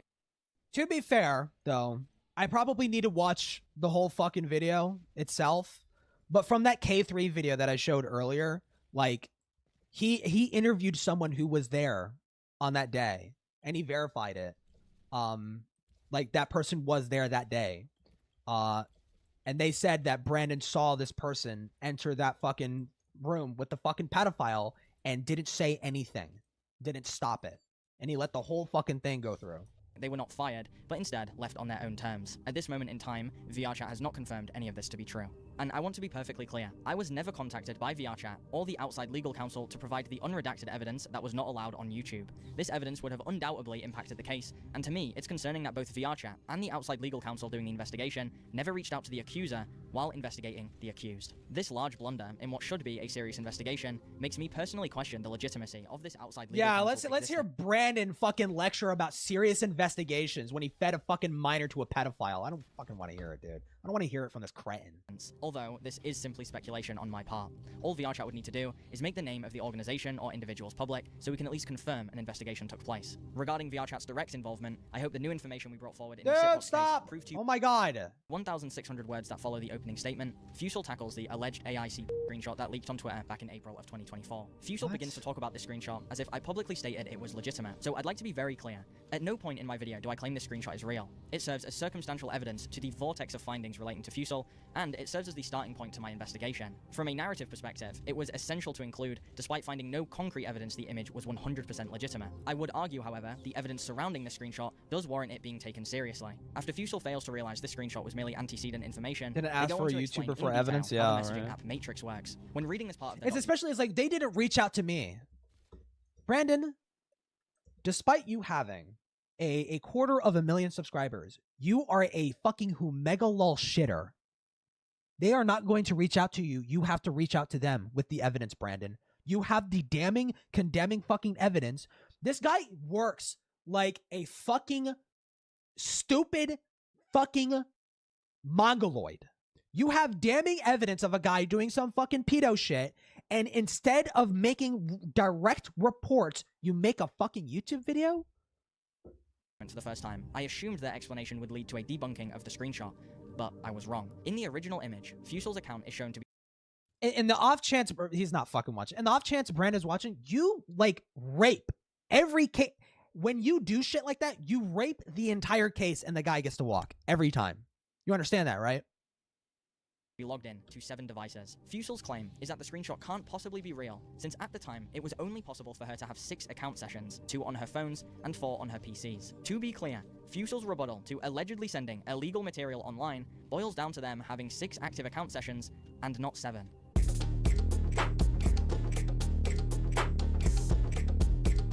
Personally, I can't say I'm convinced. The next topic Fusel decides to address is their collection of lolly games. If I ever have a resort to crime, I hope Brandon is my prosecutor, yeah. By claiming it was for Steam trading cards. However, last time I checked, AFKing to get Steam cards doesn't get you every single achievement across multiple lolly games. This was the point in the document. Bro. Okay. I expected Fusel to respond to the main critique in my video, that being their obsession with naked drawings of little and age fantasies. However, not once across these 6,300 words does Fusel denounce lol or address their obsession. They do, however, What does this even have to do with fucking VR? He's gonna tie this in, please. criticize others for that exact same thing, especially Wow, he's a their hypocrite. ex-partners. This is the main reason I classify this response as an emotional one. Fusel takes Wow. zero accountability. While But this shifting video's blame not on- emotional. This video wasn't at all emotional and fucking disingenuous at several fucking points. No, he wasn't emotional at all. Oh. Anybody who wronged them. The reason they only address the circumstantial evidence in my video is because the witness testimonies and 4K screenshots of them partaking in disgusting acts 4K, are it's impossible specifically to defend. 4K. So, they simply left it out of their response. Now, at the end of this GitHub document, Fusel throws a big allegation. But this guy could be a pedophile. This Fusel guy could absolutely be a pedophile. Hey, Brandon, you're giving him a get out of jail free card by approaching the situations in the way of which you do. In the way, is that the right phrasing? In the way that you do. You're giving him a get out of jail free card by doing this gay performative fucking LARPing shit. My way, which I will now address. Fusel claims I intentionally enable predators on and off VRChat. This is of course not true, and Fusel provides zero That's not evidence true. to I corroborate don't this like claim. pedophiles. For those who are unaware, when I dig into VRChat as a company or its users, I will usually have to talk to morally despicable people in order to get information. This isn't something unique to me. This is a common practice when investigating anything. You know what that might be referencing, Brandon? That might be referencing the fact that you gave Hypnotist Sappho a platform for literally no fucking reason other than to have her fucking drone on about how miserable his life is or has been since being exposed for being a fucking pedophile, fucking zoophile, dog fucker. Right? Totally unnecessary. Nobody needed to know. Nobody needed to know or cared what Sappho was up to. Yeah, you just gave her a platform. Sorry. I got to deliberately misgender them because they fucking suck. You gave them a platform for what? You added nothing. You added literally nothing to that discussion. What was the point of that? One could argue that's enabling. You're like, yeah, I gave him a giant platform for him to complain and whine about being a victim, and shared that and gave that platform hundreds of thousands of views. I gave them a lot of attention for it. Wow, thanks, Brandon. Worthless fuck. Legal or immoral. Ruikawa is someone I morally condemn on multiple levels, but Fusel is trying to make the point that because I received information from Ruikawa, the information is invalid. I'd like to be clear that the information Ruikawa gave me started the domino effect that led me to receiving screenshots which definitively proved Every that guy's most wanted in it. VRChat dressed up as a little. Nothing about this interaction warrants the allegation of me enabling predators in any way, shape, or form. One thing I've always given Sure, Fusel that's a credit bad for is argument their on technical their end. abilities. They undoubtedly have a talent when it comes to coding. Because of this fact, I knew as soon as I posted my video, Fusel would get digging into my personal life and past. With that being said, I am pleased to announce, after 7 months, Fusel managed to find 4 deleted tweets I posted when I was 16 and 17. One of them saying the fucking N-word and shit. Hope you enjoyed the new video Cancel Culture. I just spent all day making a fake commercial for a virtual reality strip club. I think I now have virtual AIDS. You were 16 when you did? Okay. Like I wouldn't post this as a gotcha. That's a little concerning. Not on Brandon's end, but like that's like concerning from like, you know, a humanistic perspective, I guess. This is not a gotcha. If Brandon was a minor, 2021, Brandon was a minor in 20. How old is Brandon? He could be a minor in 2021, to be fair. Banned. I'm extremely racist. Okay, a joke. You could also approve me and give me 50-meter radius of preschool. It's a joke. Okay, he's just joking. I don't 2 of fucking these tweets care. are classic teenager edgy humor. Yeah, I don't anyway, care. It's safe to say I was relieved Fusel never dug up my past of being a multinational drug mule for the cartel. I guess I just got lucky. Wow, that's so Unfortunately funny. for Fusel, Ah, over the past 7 months, Chungus the Reddit Mithras meme, team found yes. a lot more than just a couple of old tweets. They found you, Fusel. As in his docs? What do you mean they found you? His docs?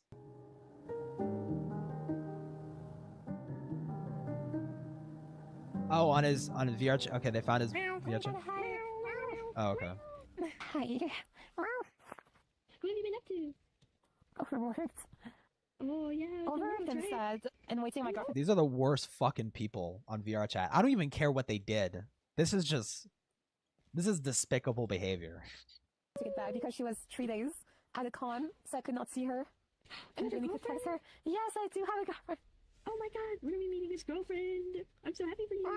I've been in a relationship for a while. Oh my god, I love her. She's cute. Oh, it's so sweet. Where'd you meet her? At an ERP world. It turns out, after my video's publication... It turns out, after my video publication, Fusel broke the VR chat terms of service.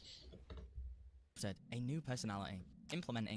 Please do not tell me that is it. That they ERP... Well, to be fair, ERP world, I guess, could be a public... Like, why are you doing that? You're disgusting free. Why are you doing that? If that's the case.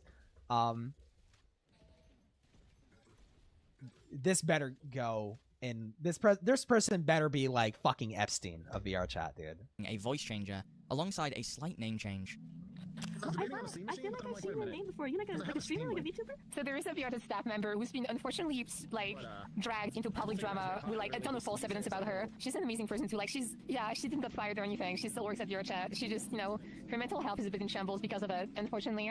She doesn't even have social media for the most part. She doesn't make content. You're gonna just have to run into her to know her. I really can't tell you where she hangs out for her safety because, you know, of everything that happens. How did you and like other people met? Like, was it before the big drama or after? I can't comment on this. What are you doing for work today? So we know this is... We know this is Fusel? Hold on. What? What are you doing for work today? I don't know Linux. Fuzzle? Okay, I guess... I don't know how this would be Fusel. That's about it. So. Oh, DevOps. That's kind of cool. What is that? Make computer work. I don't know. Oh, you do computer stuff. That's right. Yes. I wish I was smart enough to do that stuff. Damn, only if Fusel would like not be enticing. I could just walk up to her with her amazing personality and ask her, and she would rant to me for 2 hours about it. So, also, I'm not Fusel. I forget. Don't worry about these names. The worst part is we both were lolly avatars. Like we're amazingly similar. Okay, I'm like, don't worry, I'm not Fusel. It's like, okay, you're a bit on the fucking nose there, dude. KT, we both were lolly avatars. That is a hell of a coincidence. What? The worst part is we both were lolly avatars. Like we're amazingly similar people. We're both trans. Yeah, this is Epstein in VR chat. We're both named KT. We both were lolly avatars. That is a hell of a coincidence. Yes, Tupper, I agree. It is a coincidence that this random user has the same name. Oh, that's job fucking title, Tupper? Bro, come on, you cannot be... Well, okay, again, like I said earlier, I keep forgetting. Tupper might consider, like, safer work anime child avatars. He might consider that lolly. Like when I say safer work, I mean, like, literally modestly dressed, nothing revealing. It is just, like, it's like a fucking character in some, like, I don't know, some fucking totally innocent anime, okay? Right? Like, stuff like that, I do not care, right? Tupper might be thinking of that and considering that, like, lolly or whatever the fuck. Because, you know, people do conflate the fucking term. That's why I think we should just separate, like, lolly should always mean something pornographic. It should not mean, like, the fucking innocent anime character. Okay? And speech patterns as your supposedly ex-employee. How strange. After a couple weeks of observing this twisted game of dress-up, I decided to confront this new persona by getting Satori to isolate them in a private lobby. But as soon as I joined, Fusel left the lobby with zero hesitation. Shortly after this interaction, I received a privacy complaint on the documentary I made about her, and despite them having tried this trick before and failing, this time, it went through, and the video was abruptly removed from YouTube. Unfortunately, I can't risk publicly re-uploading the video. However, I have posted a more censored version for the members of this YouTube channel. So if you want to support my work and see 3 other videos that were also removed or demonetized, then consider clicking the join button down below. Not only as a middle finger to Fusel, but also because it funds more investigations like this in the future. And Fusel, you can drop the funds more investigations. I hope you go fucking broke. I hope you're forced to go broke and, like, get a fucking job or something.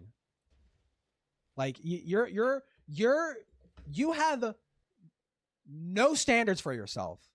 You have no standards for yourself. You're totally fucking reckless, totally retarded, okay? And you wait for people to reach out to you to ask for evidence instead of making the fucking reports yourself. Okay? That is a fucking pattern with this fucking dude. Okay? You know, and to be fair, there were some times where he did seemingly reach out, okay? But for the most part, he waits until they come to him. Fuck off, dude. You're not cut out for this fucking shit. Buying your charade. An attorney rewrote the minutes of this research meeting with all of the research heads of the AT industry. Don't care. When you say everything else, You're wasting my time. I mean, fuck, what do I do, dude? I'm stuck. I'm stuck in the middle. Do I just go on live stream and just start doing fucking, 30, 10-hour live streams for the next 3 weeks and just hope people figure it out and watch all the live streams? Like you said, the only way this is getting dealt with is if people understand it and it comes down to the news. The news. Fuck it. Let's just get that document that we were going to send to investors. Let's just start sending that shit out to the news and hope that they hit us back. Because what else? Company protected sex workers, deceptive personas, blatant group favoritism from staff members, unfired guilty employees, repeat deviant offenders left to moderate children. Dude, the framing again, all the like the most malicious framing humanly fucking possible. Like just ignoring all the context behind all that shit, dude. Corporate pushes for more adult content and a complete ignoral of every single report we submitted, all on a platform these people see fit for kids. These are the lies of VRChat. When he says reports ignored, watch this. This is not going to be about a pedophile. Azil has broken the term. This is a fucking e-whore who e-whores themselves out in a private adult moderated instance. You say that like VRChat is now, okay, I consider Sitbox a fucking pedophile. They are fucking protecting that fucking dude. 100%. That should be criticized until the end of fucking time. You could not catch me dead caring about this. You could not catch me dead caring about this fucking shit. All on a platform these people see fit for kids. What? These are the lies of VRChat. The events I showed you today are just the essential ones needed to grasp who Satori was, what they did, and how they found answers no one else could. Wow, and But Satori's there not was sus so at much that I all, simply yeah. did not have the time to deviate and distract you with. While I hope the story felt somewhat linear, the truth is, Satori's journey was a labyrinth of stress, some of which I felt burdened with while finishing this video. And I hope that Jeffrey Wygand's story is not repeated following this documentary's publication.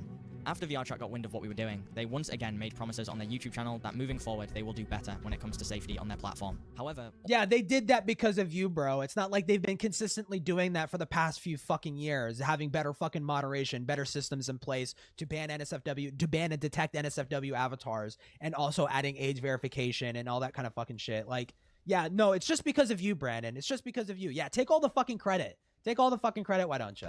Fucking worthless fuck. all of the changes mentioned are in favor of making these two vastly different player bases of adults and coexist, which, in my opinion, is just a further recipe for disaster. After we obtained proof of VRChat's corporate leniency with adult content alongside staff Dude, it's members' like acceptance of I don't want to address. I've already addressed this. It's like, it's a general audience game. Okay. If we can segregate the adult spaces from the safer work spaces and have those public safer work spaces heavily fucking moderated and shit like that. Awesome. Cool. W. Okay. Like the problem isn't like what Brandon is arguing is that like any game that's for kids, they should just ban adults. So like adults shouldn't be playing Mario Kart. They shouldn't be playing Smash Bros. They shouldn't be playing like fucking, they shouldn't be playing Roblox or some shit. Adults should stick to games that are catering to adults, and minors should only play games that are catering to minors, and we should just have it that way. That's not realistic. You realistically cannot prevent adults from playing games for kids. You can't realistically stop kids from playing games that are adults. VRChat is a general audience game, and they are doing, at the very least, and overall improving over the course of several years. They're doing their due diligence and segregating these spaces and moderating these spaces. They are getting better. Even Brandon can't deny that. They are getting better at moderation, right? He just specifically doesn't like their verbiage. And, to be fair, they are sweeping for Sitbox, which is fucking stupid and disgusting, right? But they are getting better for the moderation. And I don't care about the hypocrisy of allowing adults doing adult shit in private adult moderated instances. It's simply impossible to be confident in the decision-making at the company. The truth is, they basically whether Satori's run a Odyssey was pedophile futile sex is in the ring, if hands you of the think media about and the viewers watching this video. Unless VRChat is forced to change and make adjustments, they never will. Even after my push for age verification was accepted back in 2024, VRChat made what should have been a $1.50 fee into a $10 one, and have yet to change it, despite much smaller competitors. What the fuck are you talking about? What? Said back in 2024, VRChat made what should have been a $1.50 fee into a $10 one, and have yet to change it, despite much smaller competitors consuming the fee entirely. For those curious, you can find Satori's perspective of this investigation over on the Jumper channel, and if there are any professional journalists watching this video, I'd love to give you all the Professional information generous, necessary yeah, unlike you, dude. Jesus Christ. to spread the story. Throughout this investigation, we have given almost every single person mentioned an opportunity to comment or engage in an open dialogue. Every single one refused apart from Azil. I doubt any of you watching this have changed your mind, but if you have, my DMs are always open. Finally, thank you to the entire Mythras team. That's tempting. Hey, Brandon, am I gonna get ignored like how you ignored the warning of fucking Elucid being a pedophile? You've still yet to publicly address that. Hey, does Elucid still work for you, Brandon? If his DMs are open. Okay, his DMs are open. So if I find and reach out to BrandonFM on fucking Discord right fucking now, and I say, hey, does Elucid still fucking work for you? Or are you still paying that pedophile? I'm gonna get an answer, right? What? Yep. That happened. Yep. That was shown in the K9 document, or the K3 video. Brandon was warned by, dude, it's so crazy. Brandon was warned by two people. He was warned by K3, Glupshido, to be fair, and fucking Toastify. And Brandon left Toastify on red. Saming, well, actually, to be fair, I don't even know if he left it on red. He might have. I think he probably did. He probably did leave him on red. To be fair, I don't want to assume that Brandon saw it and just like didn't say anything about it. But nope. Yep. Toastify told Brandon about Elucid, and I mean, maybe he's made a response. Maybe he's made a response. I don't know. I'm gonna check. And to be fair to Brandon too, he's seemingly not active on Twitter. He only comes to Twitter to post when he's about to upload a video. But still nothing on Elucid, so we don't know. We have no idea. But his DMs are open, and I need to use the fucking shitter, and this video is basically almost over. Thank you to Jumper, and thank you for watching 408. Fuck you. You're retarded. You're like an actual fucking drooling moron, and you should quit and get a better fucking job where you're not like doing retarded shit and being a disingenuous freak about shit.